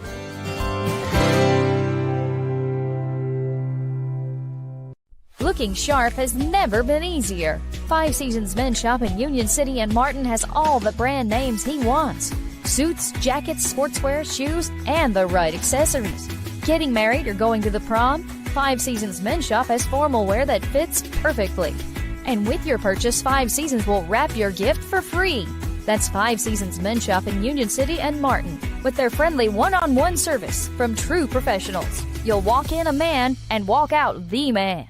A good foundation. At Allen Searcy Builder Contractors, they know that it's the essential part of having a successful project, but it's also an important element in each relationship with their clients. Understanding and protecting the interests of each business they serve is why Allen Searcy continues to be the source for major commercial projects in our area for over 40 years. Allen Searcy Builder Contractors can help you with your project from concept and design all the way to construction. Call 885-7633 or go to allensearcy.com.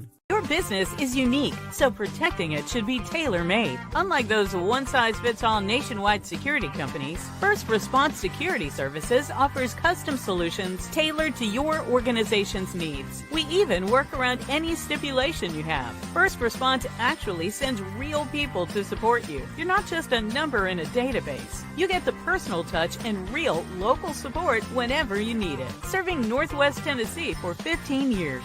Call us today.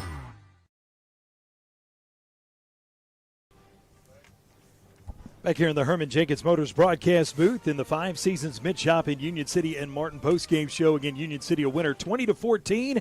And let's take a look at some of those stats. Here is your final Reynolds Brothers Tire Company in Union City and Martin stat update. Coach, go ahead. Yeah, the main stat as far as we're concerned and Union City fans and team is no points on the board there in the second half at all by Halls. But team stats look like this. Halls goes for 80 yards on the ground, 57 through the air for 137 total. It was Apperson leading the way with 45 yards on the ground. And for Union City, they go for 208 rushing, only 50 yards passing. But, I mean, that's a positive. You know, it's more than what we've seen a lot of other instances. Adrian Crawford able to complete 2 out of 3 passes, one to Logan Puckett for a big 27-yarder, and then Skates comes down with a circus catch over there on the left sideline, able to stay in bounds and maintain control. And then, like I said, on the ground, it was 208 yards for Union City. Rodney Jenkins had an outstanding night tonight. I didn't know he would have this many carries. Remember, we were talking about it. We're probably going to get his carries up a little bit. We were anticipating maybe 10, 12, 15. But let's see, 21 carries for him, and 80 I think yards. With Small going out, that had a big part to do with that. Yeah, you're right, because Small only ends up with 3 carries. He had 2 before he went out hurt. He came back in for one more run, and we didn't see him again. But Adrian Crawford also with a big night here tonight, also 21 carries, both those guys with 21 carries. Crawford does go over 100 yards. I've got him unofficially at 102. Adrian Crawford will be our ARS Roofing American Roofing Soft Wash Player of the Game. We'll go ahead and throw Rodney Jenkins in there, too. He did a lot defensively, offensively. There's a lot of guys you could really say were players of the game. This was really a total team effort here tonight. When you're down as many players as Union City is with the injury bug that's bit them this year, it's not coach speak. It really is a total team effort to get these wins, and it was pulling teeth tonight, but Union City able to outlast Halls and get the win. We'll be back on the radio next Friday night at 6:30. Don't forget to join us at 6 o'clock for Murphy Fair's picks, and then we will come on at 6:30 live from Peabody High School. Peabody a winner tonight. They won big, I believe, 56-0. And they're undefeated in the region so far, too. So Union City will have their work cut out for them, hitting the road and taking on a very tough Peabody team. We hope to see everybody there next week. That's going to wrap things up on our 5 Seasons Men's Shop in Union City Martin postgame show. Here from the Herman Jenkins Motors broadcast booth, we say good night from Union City as the Golden Tornadoes are winners 20-14 over Halls here on Homecoming. At Reynolds Brothers Tire Company in Union City and Martin, they carry Cooper, Michelin, and Goodyear tires. They carry all major brands and many private brands too. They even go the extra mile for their customers with a service package that includes road hazard, free fixed flats, and lifetime balancing. Reynolds Brothers, nobody beats their customer service. Reynolds Brothers Tire Company, 400 East Church Street in Union City, and 505 North Lindell Street in Martin. Kaiser Pharmacy, Union City's only locally owned and operated pharmacy, serving our community for over 20 years. For more than just prescriptions, our services include immunizations, wellness consultations, compounding, med syncing, and even mastectomy supplies. We are excited to introduce our newest offering, Kaiser Wellness, powered by pharmacists, with our exclusive line of supplements and vitamins. Shop online at kaiserwellness.com or exclusively at Kaiser Pharmacy. Plus, shop at our boutique, Miles and Bishop, while you wait, or online 24/7. Experience the difference at Kaiser Pharmacy. Ready to kickstart a career that'll take you places? Roadrunner Driving School is here to help you earn your CDL and hit the road in the right direction. Located at 106 Industries Park Drive in Sharon, Tennessee, Roadrunner Driving School offers an in-depth hands-on training curriculum that prepares you for an exciting career in the trucking industry. Learn how to drive a Class A commercial vehicle today. Call us at 731-456-2008 to earn your CDL in just 3 weeks. Let Roadrunner Driving School put you in the driver's seat. At Orr Investment Management, we believe everyone deserves a clear path to their goals. Jamie Orr and his team have offered personalized securities and advisory services tailored to your unique needs for nearly 20 years. Take the necessary steps to secure your financial future today. Visit Orr Investment Management at 1208 Edwards Street in Union City or 849 Volunteer Drive in Paris. Your future is our focus. Securities and advisory services offered through LBL Financial, a registered investment advisor, member FINRA SIPC. When you're craving the perfect cut, steaks that sizzle, savory sliced bacon, fresh salmon, juicy pork chops, and the tastiest chicken around, head to the Meat Shop in Union City. Need dinner and a snap? Grab frozen meals and fresh vegetables too. Always the perfect cut, always friendly service. Located at 1106 South 1st Street in Union City. Come to the Meat Shop. It's what's for dinner. From custom application, precision ag, plant health products, seed varieties, financing, and more, we have it all. Here at Nutrien Ag Solutions, we are here for every kind of grower and every kind of operation. By providing these innovative tools, we help you be prepared for the ag industry of tomorrow. Contact your local Nutrien Ag Solutions to discover all the ways we can serve you and your operation. Be sure to like and follow us on Facebook at Nutrien Ag Solutions TN-WKY.